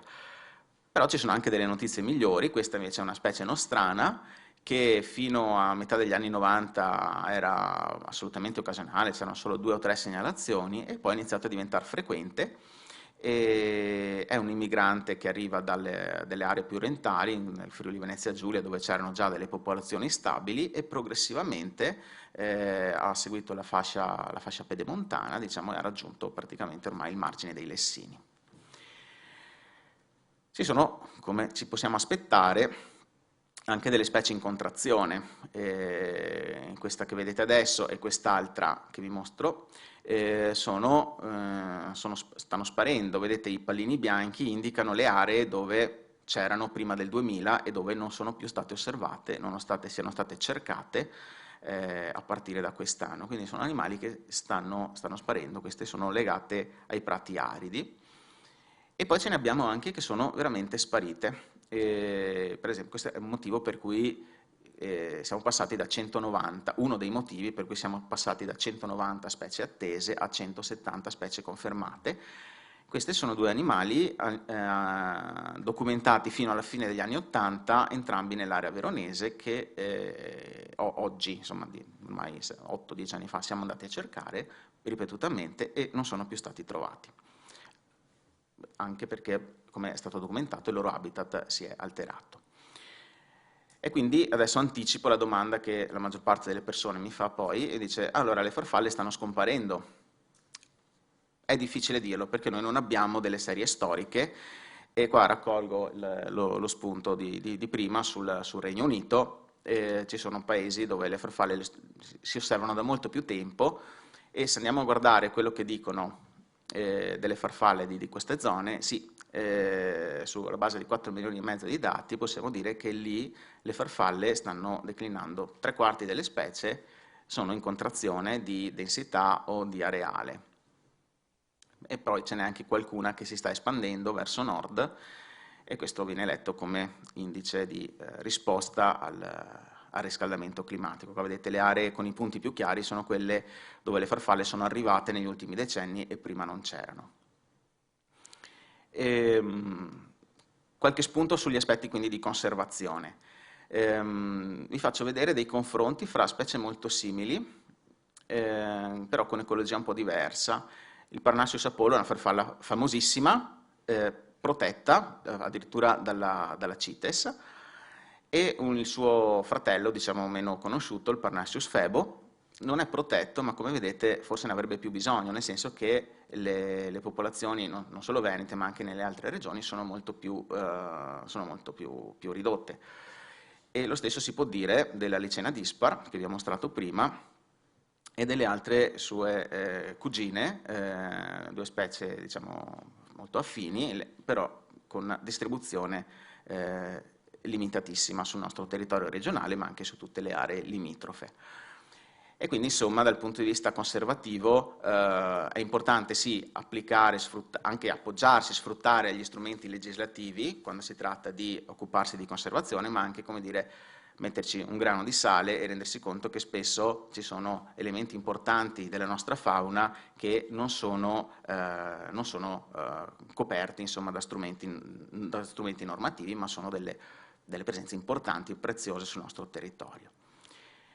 E quindi insomma, concludendo l'esperienza del nostro Atlante, possiamo dire di aver dato un aiuto a conoscere questa fauna, di cui sappiamo sicuramente qualcosa più di prima, abbiamo dato un'occasione a tante persone di partecipare e uno strumento per chi sta nella stanza dei bottoni e decide poi quali siano le politiche, le scelte da fare per la gestione del territorio. Mi avvio verso la conclusione allargando un po' lo sguardo e vi dico che i dati che noi abbiamo raccolti sono confluiti in un portale nazionale gestito dal Ministero dell'Ambiente, che è il Network Nazionale di Biodiversità, che a 6 mesi fa contava circa 9 milioni di dati provenienti da 62 banche dati diverse. Può sembrare tanto, diciamo 9 milioni di dati, non sono certo bruscolini, però in realtà distribuiti sul territorio nazionale, sulla ricchissima biodiversità del nostro paese, non è poi tanto, diciamo, non sono certo in grado di dare una idea esaustiva della distribuzione di tante specie. Però la direzione può essere quella giusta. Ripesco lo spunto del database, o meglio del portale del Regno Unito, che mette in relazione tantissimi database con 220 milioni di record distribuiti su 70.000 specie, quindi fa un dignitoso 3.000 record per specie di media. E giusto per farvi vedere la nostra farfalla bianca del cavolo di prima, abbiamo più di 500.000 di dati solo per quella specie, che ovviamente è una delle più facili, delle più comuni da osservare, che vuol dire 2 dati per chilometro quadrato. Se vogliamo fare un confronto con i dati che abbiamo raccolto per il Veneto, ne usciamo un po', insomma, un confronto non particolarmente dignitoso, insomma abbiamo una densità 20 volte inferiore. Però loro nel Regno Unito raccolgono dati faunistici da quando noi in Italia forse non avevamo neanche i libri per distinguere le nostre farfalle. C'è una tradizione lunghissima che, giusto per rimanere nella situazione degli invertebrati, nell'atlantistica degli invertebrati, c'è una tradizione, dicevo, che investe anche gruppi assolutamente bizzarri, dove uno non si aspetta che ci sia un interesse da parte del grande pubblico. Eppure nel Regno Unito, fin dal 1970, c'è un gruppo di appassionati che si dedica a raccogliere dati sulla distribuzione di millepiedi e altri animaletti affini, diciamo sicuramente poco simpatici, vedo giustamente facce un po' perplesse, sì, no, non sono certo animali... Ma molto utili negli ecosistemi. Assolutamente. E lì lo fanno, sì, perché c'è c'è un'attenzione molto maggiore di quella che abbiamo noi storicamente, tradizionalmente, agli aspetti naturalistici, alla conoscenza, alla conservazione, alla valorizzazione della natura, ma c'è anche un motivo diverso, che è quello della diversa ricchezza faunistica. Da loro hanno 59 specie di millepiedi, da noi ne abbiamo 479. Questo dato che ho tirato fuori qualche mese fa, adesso saremo arrivati magari a 480, chi lo sa. Il problema è che noi in Italia non abbiamo nessuno specialista che sappia riconoscere tutte queste specie, non abbiamo nessuna guida che permetta a chi volesse interessarsene di identificarle, non abbiamo neanche pubblicazioni di tipo specialistico, diciamo, che mettano insieme questa fauna, e non abbiamo gli strumenti. E questo è il cosiddetto problema dell'impedimento tassonomico, cioè la mancanza di conoscenze adeguate, di pubblicazioni, di persone che si dedichino costruttivamente, professionalmente allo studio di tanti gruppi di animali, con la conseguenza che non siamo in grado di occuparci, non li conosciamo, non siamo in grado quindi di sapere chi sono, cosa fanno, dove vivono. E questo è un grosso problema per i paesi, diciamo, soprattutto dell'Europa meridionale, dove c'è meno attenzione ma una fauna molto più ricca. E quindi insomma c'è ancora tanta strada da fare per una buona conoscenza dei nostri invertebrati. E io concludo ringraziando non solo voi di essere stati tanti, ma anche se c'è qualcuno che ha partecipato ad Arve, insomma mi piace sempre concludere perché abbiamo avuto una buona partecipazione, di questo sono contento. Ringraziamo il dottor Uliana, io non l'ho interrotto, ha sforato un pochino, sforato, quindi chiedo a Arianna ovviamente di fare la sua comunicazione, ma tener conto, insomma, ci siamo portati dietro un piccolo ritardo, ma insomma siamo nei tempi fisiologici. Quindi invito Arianna Spada, presidente dei faunisti veneti e anche nostra dottoranda che sta facendo una tesi molto interessante sul gatto selvatico col professor Malavasi, che ci illustrerà il nuovo Atlante dei mammiferi del Veneto. Buongiorno a tutti. Okay. Io entrerò un pochino più nello specifico di che cos'è, insomma, un database in chiave moderna, quindi passerò velocemente sulle parti generali che hanno ben illustrato i miei due relatori precedenti. E vi dico solo un pochino qual è l'inizio, diciamo, dell'Atlante dei mammiferi del Veneto, quando nel 2009 è stato deciso di redigere un nuovo Atlante dei mammiferi del Veneto. In realtà avevamo alle spalle uno strumento abbastanza datato, fatto nel 1996 dalla Società Veneziana di Scienze Naturali, che però era di fatto l'unico strumento conoscitivo sulla distribuzione dei mammiferi in quel momento nel Veneto. Ovviamente presentava al 2009 già delle lacune geografiche dovute anche un po' alla scarsità di indagini. Alcune considerazioni hanno portato l'Associazione Faunisti Veneti, in collaborazione con la Regione del Veneto, a ritenere che fosse opportuno chiaramente andare a creare un aggiornamento di questo Atlante, e soprattutto in riferimento al fatto che si cominciava a notare già un'espansione di specie di recente diffusione, sia alloctone, come la nutria per esempio, lo scoiattolo grigio, sia invece autoctone. Abbiamo cominciato a vedere un ampliamento dell'areale dello scoiattolo comune. Abbiamo rilevato negli anni la presenza dello sciacallo dorato e del gatto selvatico, ma anche di specie come il capriolo, il lupo, per esempio. Ma allo stesso tempo si cominciava anche a rilevare una contrazione di specie invece un po' più rare, diciamo, che cominciavano a ridurre il loro areale di distribuzione, e questo andava in qualche modo verificato anche con dei dati. Pertanto nel 2009 gli ideatori del progetto sono come responsabile scientifico il dottor Mauro Bon, e come invece, diciamo, ideatori e realizzatori della parte tecnica e informatica di questo progetto Ernesto Pascotto e Paolo Tomè. L'Associazione Faunisti Veneti, con il contributo della Regione, ha dato vita al nuovo Atlante dei mammiferi del Veneto, Chiaramente lo scopo principale era, come già detto, quello di ottenere una distribuzione aggiornata delle specie in Veneto, ma era anche quello di creare uno strumento un po' più moderno rispetto al passato, che avesse, diciamo, come base uno strumento informatico che è un web database integrato con un WebGIS. In realtà sembrano parole un po' difficili, ma in realtà questi strumenti li usiamo quotidianamente e poi lo vedremo. L'indagine è stata condotta sostanzialmente dal 2009 al 2016, anno in cui abbiamo interrotto la raccolta dei dati per poi cominciare a dedicarci alla pubblicazione.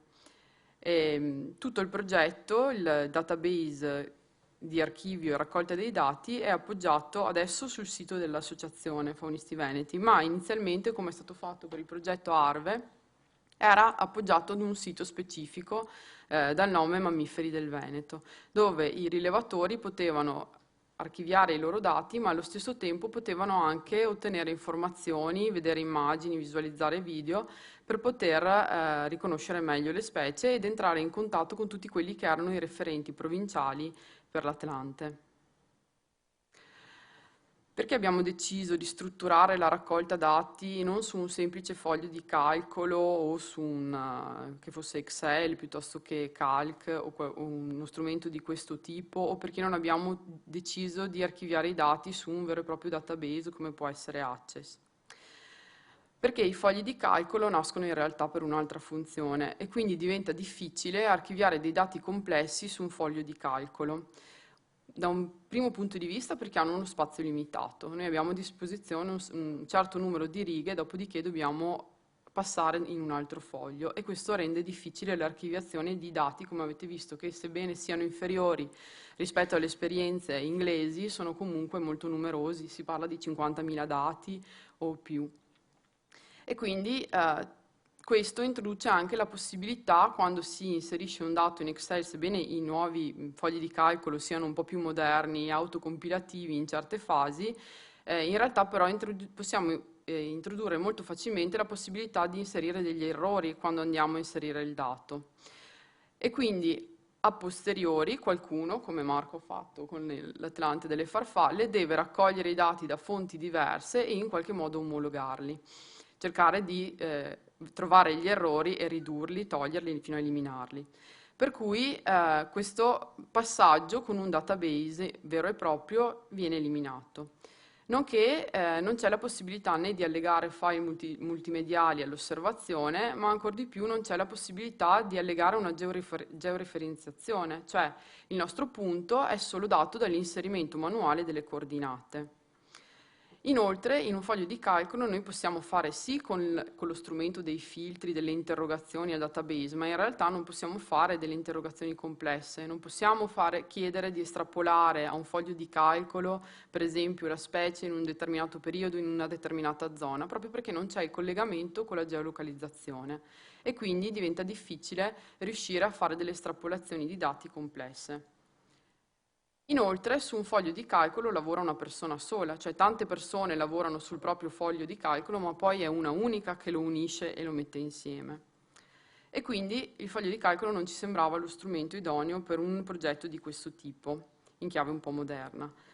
Detto questo, abbiamo escluso anche il discorso di utilizzare un database come quello di Access, fornito quindi con la licenza Microsoft, uno perché richiede una licenza e quindi ogni utente deve avere la licenza per questo sistema, ma inoltre perché anche in questo caso non c'è la possibilità di mettere la georeferenziazione e collegarla all'interno, ma soprattutto non c'è la possibilità di utilizzare da più utenti contemporaneamente lo stesso database. Ecco che abbiamo deciso di creare questa struttura che ha alla base questo software che si chiama MySQL della Oracle, che è un software completamente open source e che sta in realtà alla base di quello che voi comunemente utilizzate quando fate una ricerca Google, quando fate qualsiasi ricerca su qualsiasi motore di ricerca in internet. Quello che sta alla base sono software di questo tipo. Inoltre, per collegare tutta la parte di geolocalizzazione e georeferenziazione del dato, abbiamo anche utilizzato altri software open source, come sono il QGIS collegato a GRASS. e tutti gli altri programmi che vedete, Apache e tutti gli altri, servono in realtà a rendere l'interfaccia grafica più semplice per l'utilizzatore finale. Quindi la struttura che sta alla base è molto complessa, però in realtà l'utente che va a utilizzare questo strumento vede diciamo una scheda di compilazione molto semplice. La scelta di utilizzare uno strumento di questo tipo è alla base appunto del fatto che è completamente open source, quindi non richiede costi, è uno strumento permanente che può essere aggiornato nel tempo, pertanto anche dinamico, ma allo stesso tempo ci permette di essere più utenti in contemporanea che lavorano sullo stesso database. E inoltre è chiaramente in grado di raccogliere un'altissima quantità di dati e anche di alta qualità. Pertanto all'interno di un database si possono uniformare direttamente i dati raccolti, perché voi andate a compilare una schedina, a scegliere su una scheda determinate voci. È semplice, veloce e anche abbastanza intuitivo e sicuro l'inserimento dei dati. E poi permette un inserimento non solo da persone esperte, ma anche da persone che magari hanno un'esperienza relativa, proprio perché suggerisce, diciamo, tutta una serie di possibilità. E inoltre da un database di questo tipo è possibile estrarre i dati e poi procedere alla redazione, per esempio, di una pubblicazione come quella che vedrete poi. Andando nel dettaglio di come funziona il nostro database mammiferi, il primo passaggio da fare, come in qualsiasi database che utilizziate anche che sia l'acquisto, voglio dire, su Amazon, è registrarsi. Quindi vi dovete registrare mettendo delle credenziali, una password, e questo a noi serviva per capire quali erano le persone che aderivano al database e avere un controllo sulla fonte dei dati che poi pervenivano all'interno della raccolta. Il database è strutturato in una scheda generale dove il punto chiave è il tipo di evento, per cui la prima informazione che il rilevatore inserisce è qual è il tipo di evento che sta osservando, per cui per esempio se viene raccolta una carcassa dell'animale avete 27 tipologie di evento proposte e anche delle sottotipologie, per cui una carcassa dell'animale che può essere per esempio una carcassa che deriva da un investimento stradale, oppure da una predazione, oppure da un'uccisione con l'arma da fuoco, quindi una carcassa di un animale cacciato. Dopodiché avete le indicazioni del passaggio, quindi il giorno in cui avete osservato il passaggio di questo animale, oppure se nel caso di una carcassa presumete che sia avvenuta la morte, e l'orario, nonché delle indicazioni sull'habitat di riferimento e il nome e cognome di chi ha segnalato il dato, che può essere diverso da chi inserisce il dato, chiaramente. Dopodiché andate ad aggiungere qual è la specie e sulla specie definite anche un grado di certezza, perché è chiaro che se abbiamo un avvistamento di diretto possiamo determinare, nel caso di un tasso o nel caso di un cervo, la specie con una certa certezza. Anche nel caso, per esempio, di un'impronta di orso, siamo certi che si tratti di un orso, che sono i 3 esempi che vi ho messo sotto. Ma in alcuni casi, come per l'osservazione dei chirotteri oppure per i micromammiferi, la determinazione della specie è molto più complessa e in quel caso è necessario, per esempio, affidarsi al giudizio di qualche esperto in materia, dall'osservazione, per esempio, anche dei suoi resti, e dall'osservazione e dall'analisi dei resti. Dopodiché si passa effettivamente all'inserimento delle coordinate e quindi della geolocalizzazione del dato. Oltre, in questo spazio poi si possono anche caricare foto e filmati e dare delle note in cui ci definiamo che tipo di strumentazione stiamo utilizzando, ma anche dove il materiale è conservato. La geolocalizzazione potrà essere sia un punto se noi ci riferiamo a un'osservazione puntuale, quindi abbiamo avvistato l'animale in quel punto preciso, ma potrà essere una linea se immaginiamo per esempio di percorrere una traccia, per esempio una pista di lupi, quindi i punti saranno in successione lungo una linea e andremo a segnarli in questo modo, oppure un poligono se per esempio stiamo osservando un gruppo di cervi in una data area.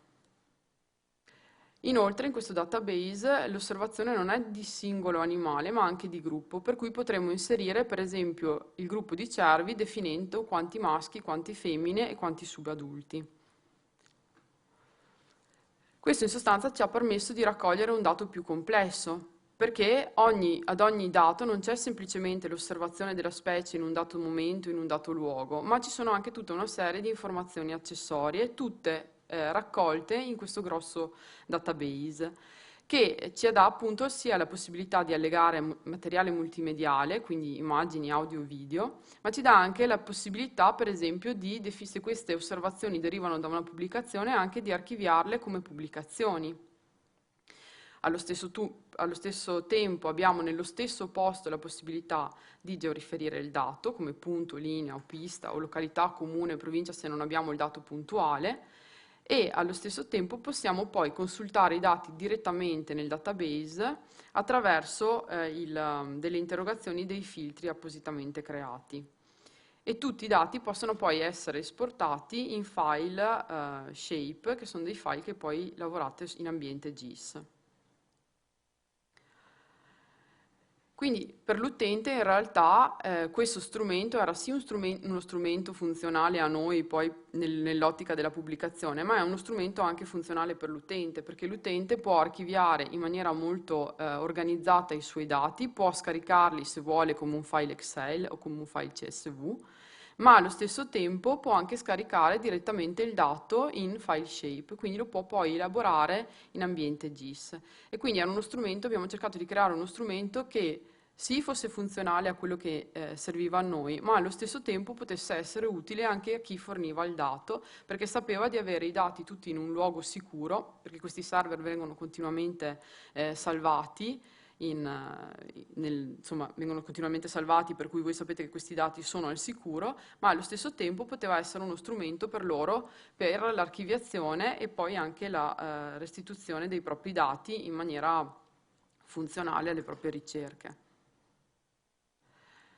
Hanno collaborato a questo progetto 22 enti, che vedete qui elencati, quindi dalla Regione Veneto a tutte le province del Veneto, i parchi nazionali e regionali del Veneto, i musei, molti musei, il Dipartimento di Biologia di Padova e il Corpo Forestale dello Stato, nonché l'Istituto Zooprofilattico Sperimentale delle Venezie, che hanno fornito dati di vario tipo e sono stati inseriti all'interno del database.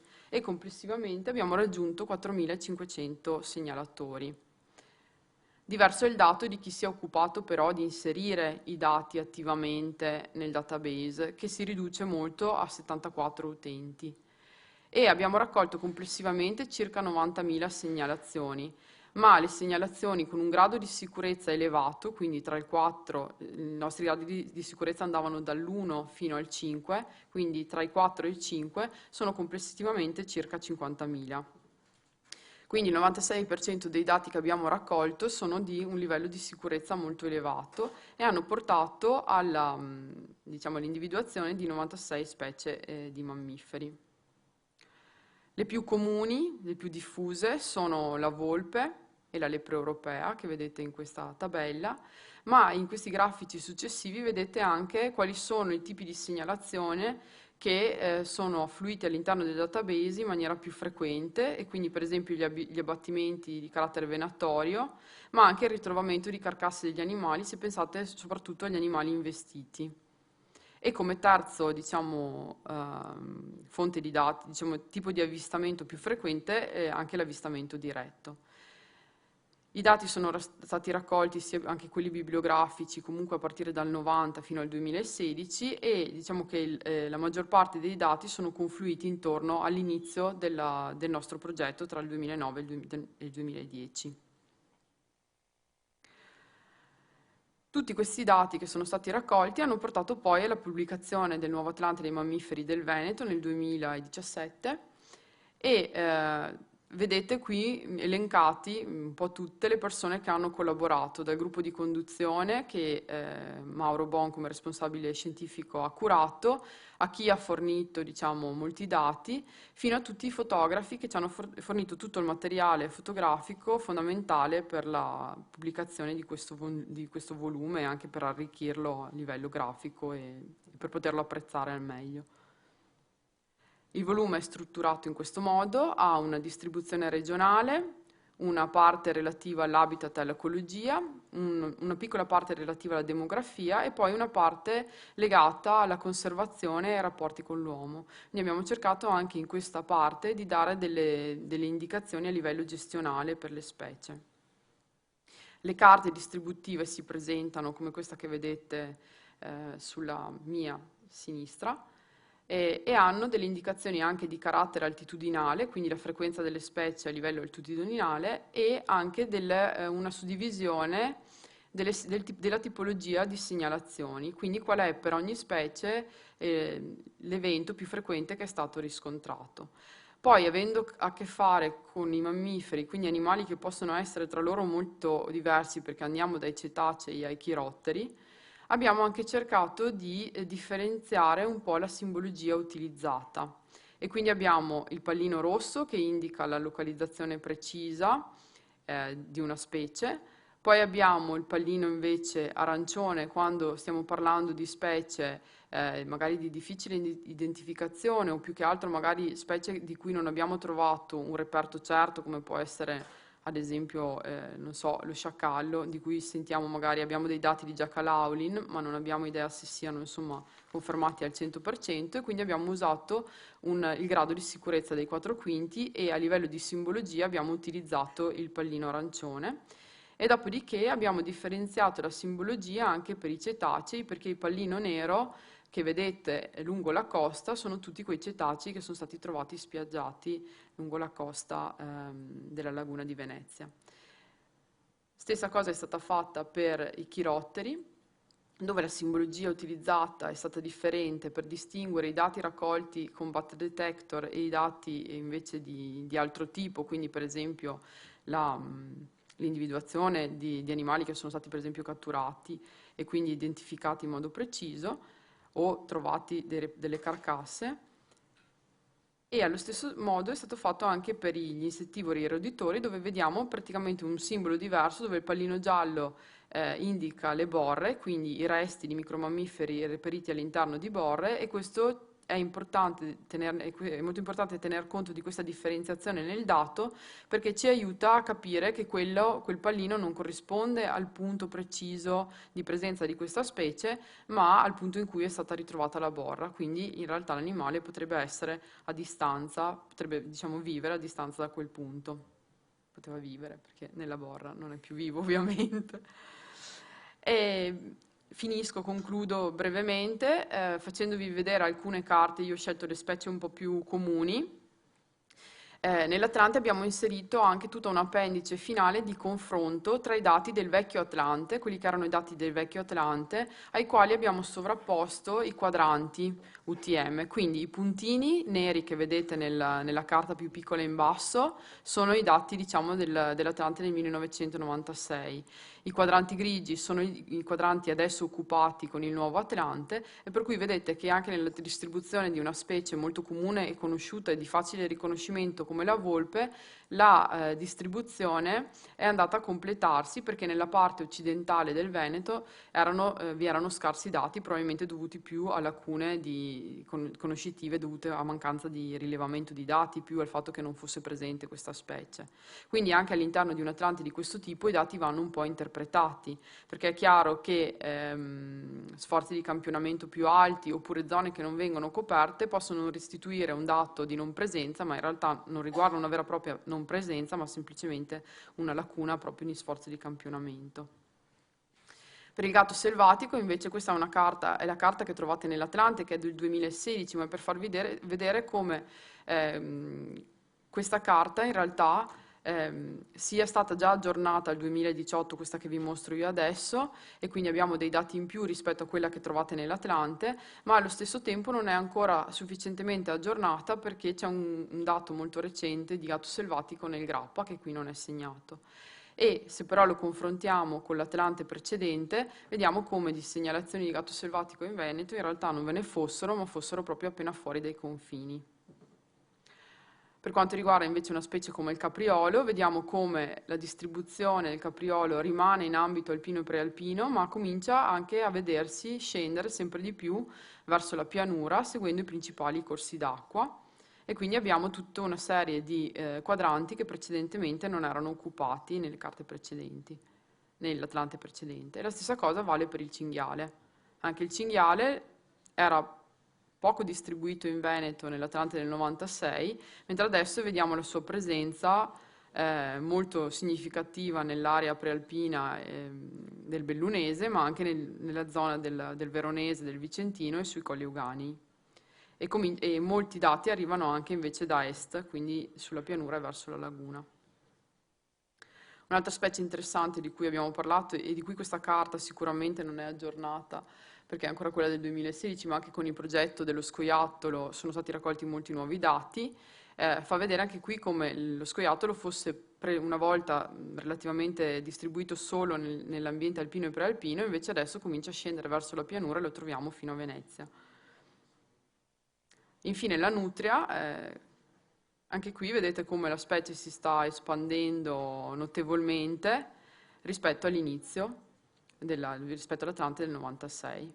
Ecco, questo solo per darvi qualche esempio di come anche all'interno dell'Atlante possiate trovare questo confronto tra il passato e adesso. E poi io ho quasi concluso, dico solo insomma, quali sono le nostre prospettive. La prospettiva è quella di mantenere aperto questo web database, è l'ultima, e di cercare chiaramente di coinvolgere più rilevatori possibili, per cui se volete partecipare al progetto siete benvenuti. L'Atlante è appoggiato sul nostro sito internet, l'Atlante, scusate, il database, e in realtà la piattaforma è in fase di ammodernamento perché dal 2010 adesso risulta essere come interfaccia grafica ma anche come struttura abbastanza datata, per cui la stiamo cercando di modificare, e l'idea è quella di tenere questa piattaforma sempre aperta e di utilizzazione, quindi in linea con quanto vi ha detto prima il dottor Bon. E io vi ringrazio.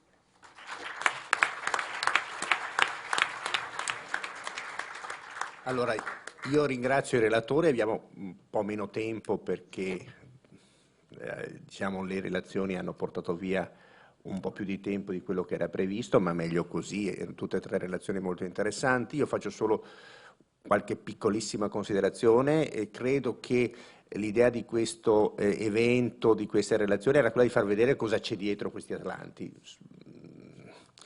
Questi Atlanti sono frutto di un lavoro organizzato, di tanto lavoro volontario, di tanto tempo speso, di tante competenze che vengono messe a fare sinergia, non sono dei semplici libri illustrati, e quindi hanno tanto lavoro serio dietro e non si fa conservazione della fauna né della biodiversità in generale senza questo tipo di sforzo. Purtroppo bisogna dire che spesso è uno sforzo volontario fatto con esiguità di mezzi, spesso si chiedono dei finanziamenti che non vengono dati. Purtroppo la ricerca scientifica aiuta poco perché chi si occupa di ricerca sa che ad esempio i tassonomi sono, quelli che riconoscono le specie sono un po' loro a rischio di estinzione. Perché? Perché un tassonomo ha bisogno di anni per fare una pubblicazione e adesso bisogna pubblicare tanti lavori all'anno per far carriera e quindi tutti si buttano su altri campi. È una sfida perché se vogliamo fare conservazione della biodiversità dobbiamo passare attraverso questi strumenti sono fondamentali, vanno tenuti aggiornati, vanno implementati, sicuramente molti gruppi sono negletti, io faccio solo un esempio che mi riguarda, che è quello dei pesci. I pesci di acqua dolce purtroppo sono in una situazione molto più drammatica dei gruppi che avete visto adesso, molte specie sono già estinte in Italia, e si sa pochissimo, semplicemente perché stanno nell'acqua. E siccome nell'acqua non si possono vedere, le informazioni ce l'hanno molto pescatori, ma i pescatori hanno un interesse particolare diverso da quello della conservazione. Io spero che anche i pescatori diventino un po' più attenti agli aspetti di conservazione, ancora non è così in generale, con dei casi ovviamente, delle eccezioni notevoli. E quello è un campo dove ad esempio esistono delle informazioni, non sono chiamate Atlanti, sono chiamate carte ittiche, e c'è stato un momento in cui questi strumenti sono stati prodotti, direi anche in una maniera molto intelligente da parte delle amministrazioni locali, poi per vari motivi queste esperienze sono state accantonate, andrebbero riprese perché ecco, in quel campo, quella parte di fauna è sicuramente molto più minacciata ad esempio di altre specie, di altre componenti faunistiche che abbiamo visto oggi. spero che sia stato di stimolo per far capire cosa c'è dietro, no? C'è moltissimo da fare, questi strumenti devono essere aggiornati, bisognerebbe estenderli ad altri gruppi, non è sempre così semplice, è più facile studiare gli uccelli, meno facile studiare i mammiferi, ancora meno facile studiare gli insetti, magari le farfalle sì, ma perché no i coleotteri, perché no le farfalle notturne, cioè dal punto di vista del funzionamento degli ecosistemi, del ruolo che hanno negli ecosistemi, tutte le specie sono equivalenti, anzi addirittura certi gruppi poco belli dal punto di vista poco studiati, magari che hanno un minore interesse estetico, hanno un interesse ecologico ancora maggiore rispetto ad alcuni gruppi che abbiamo visto adesso, no? Quindi c'è moltissimo da fare, io spero abbiamo molti giovani, che qualcuno si appassioni, perché la tutela della natura e della biodiversità senza passione non si fa, ci vuole sempre la conoscenza, mezzi, tecnologia, ma ci vuole una passione, un motore interno che ti spinge. È anche un discorso di valori, qui il professor Marcomini aveva ragione, centrato questo aspetto, è un sistema di valori, e quindi se uno ha questa sensibilità sicuramente parte con una buona spinta in un settore che è molto difficile da affrontare, no? Il riconoscimento delle specie. Spesso ci vogliono anni per imparare a identificare ad esempio le differenti specie di uccelli, parliamo di situazioni in cui ho alcune centinaia di specie da riconoscere sulla base di tutta una serie di informazioni che non sono solo l'osservazione visiva, ma il canto, la posizione, l'ora del giorno in cui vedo la specie, insomma ci vuole un'esperienza che è fondamentale. Basta, se c'è qualche domanda, specialmente da parte di chiunque, ma direi forse delle persone più giovani, i nostri relatori sono a disposizione, ecco lì. Avevo una domanda per il dottore Uliana riguardante le specie protette e non protette delle farfalle, che lei ha parlato del fatto che alcune delle specie non protette sono di meno delle specie protette. E io mi rispondo dicendo sarà perché non sono protette, ma ci sono realmente aiuto, non mi viene la parola, ma dei motivi specifici per questa cosa? Perché le specie non protette in quei casi erano di meno? Esatto. No, diciamo che la domanda forse da porsi è perché alcune sono protette e altre no. La risposta è molto complessa e diciamo che dipende un po' dalla storia degli strumenti anche legislativi che hanno portato alla protezione di certe specie. Per esempio noi ci appoggiamo molto per gli invertebrati alla direttiva Habitat, che è uno strumento diciamo di emanazione europea che ha come obiettivo principale l'individuazione di habitat da proteggere sulla base delle specie che ci vivono. Quindi diciamo, l'obiettivo non è tanto di proteggere le singole specie, arriva anche a dire questa è una specie che va protetta, ma perché identifica un habitat particolarmente importante.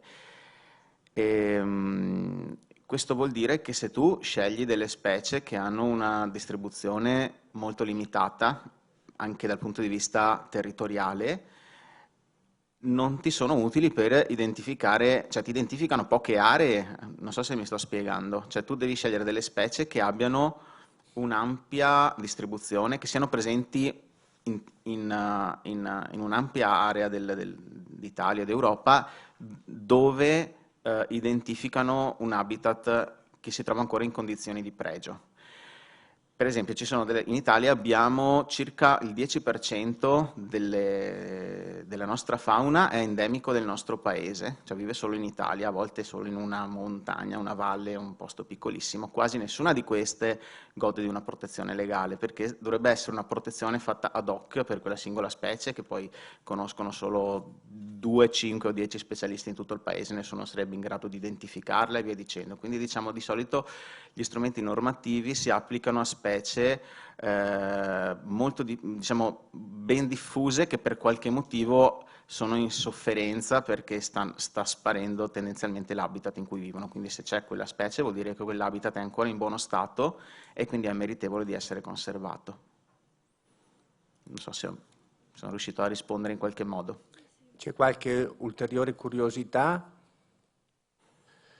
è un altro giovane che adesso sentiamo, il professor Paolo Ugo. Collego a questo discorso della protezione delle farfalle. Che cosa vuol dire che una farfalla è protetta e che significato ha poi per la sopravvivenza di una specie in pericolo di estinzione?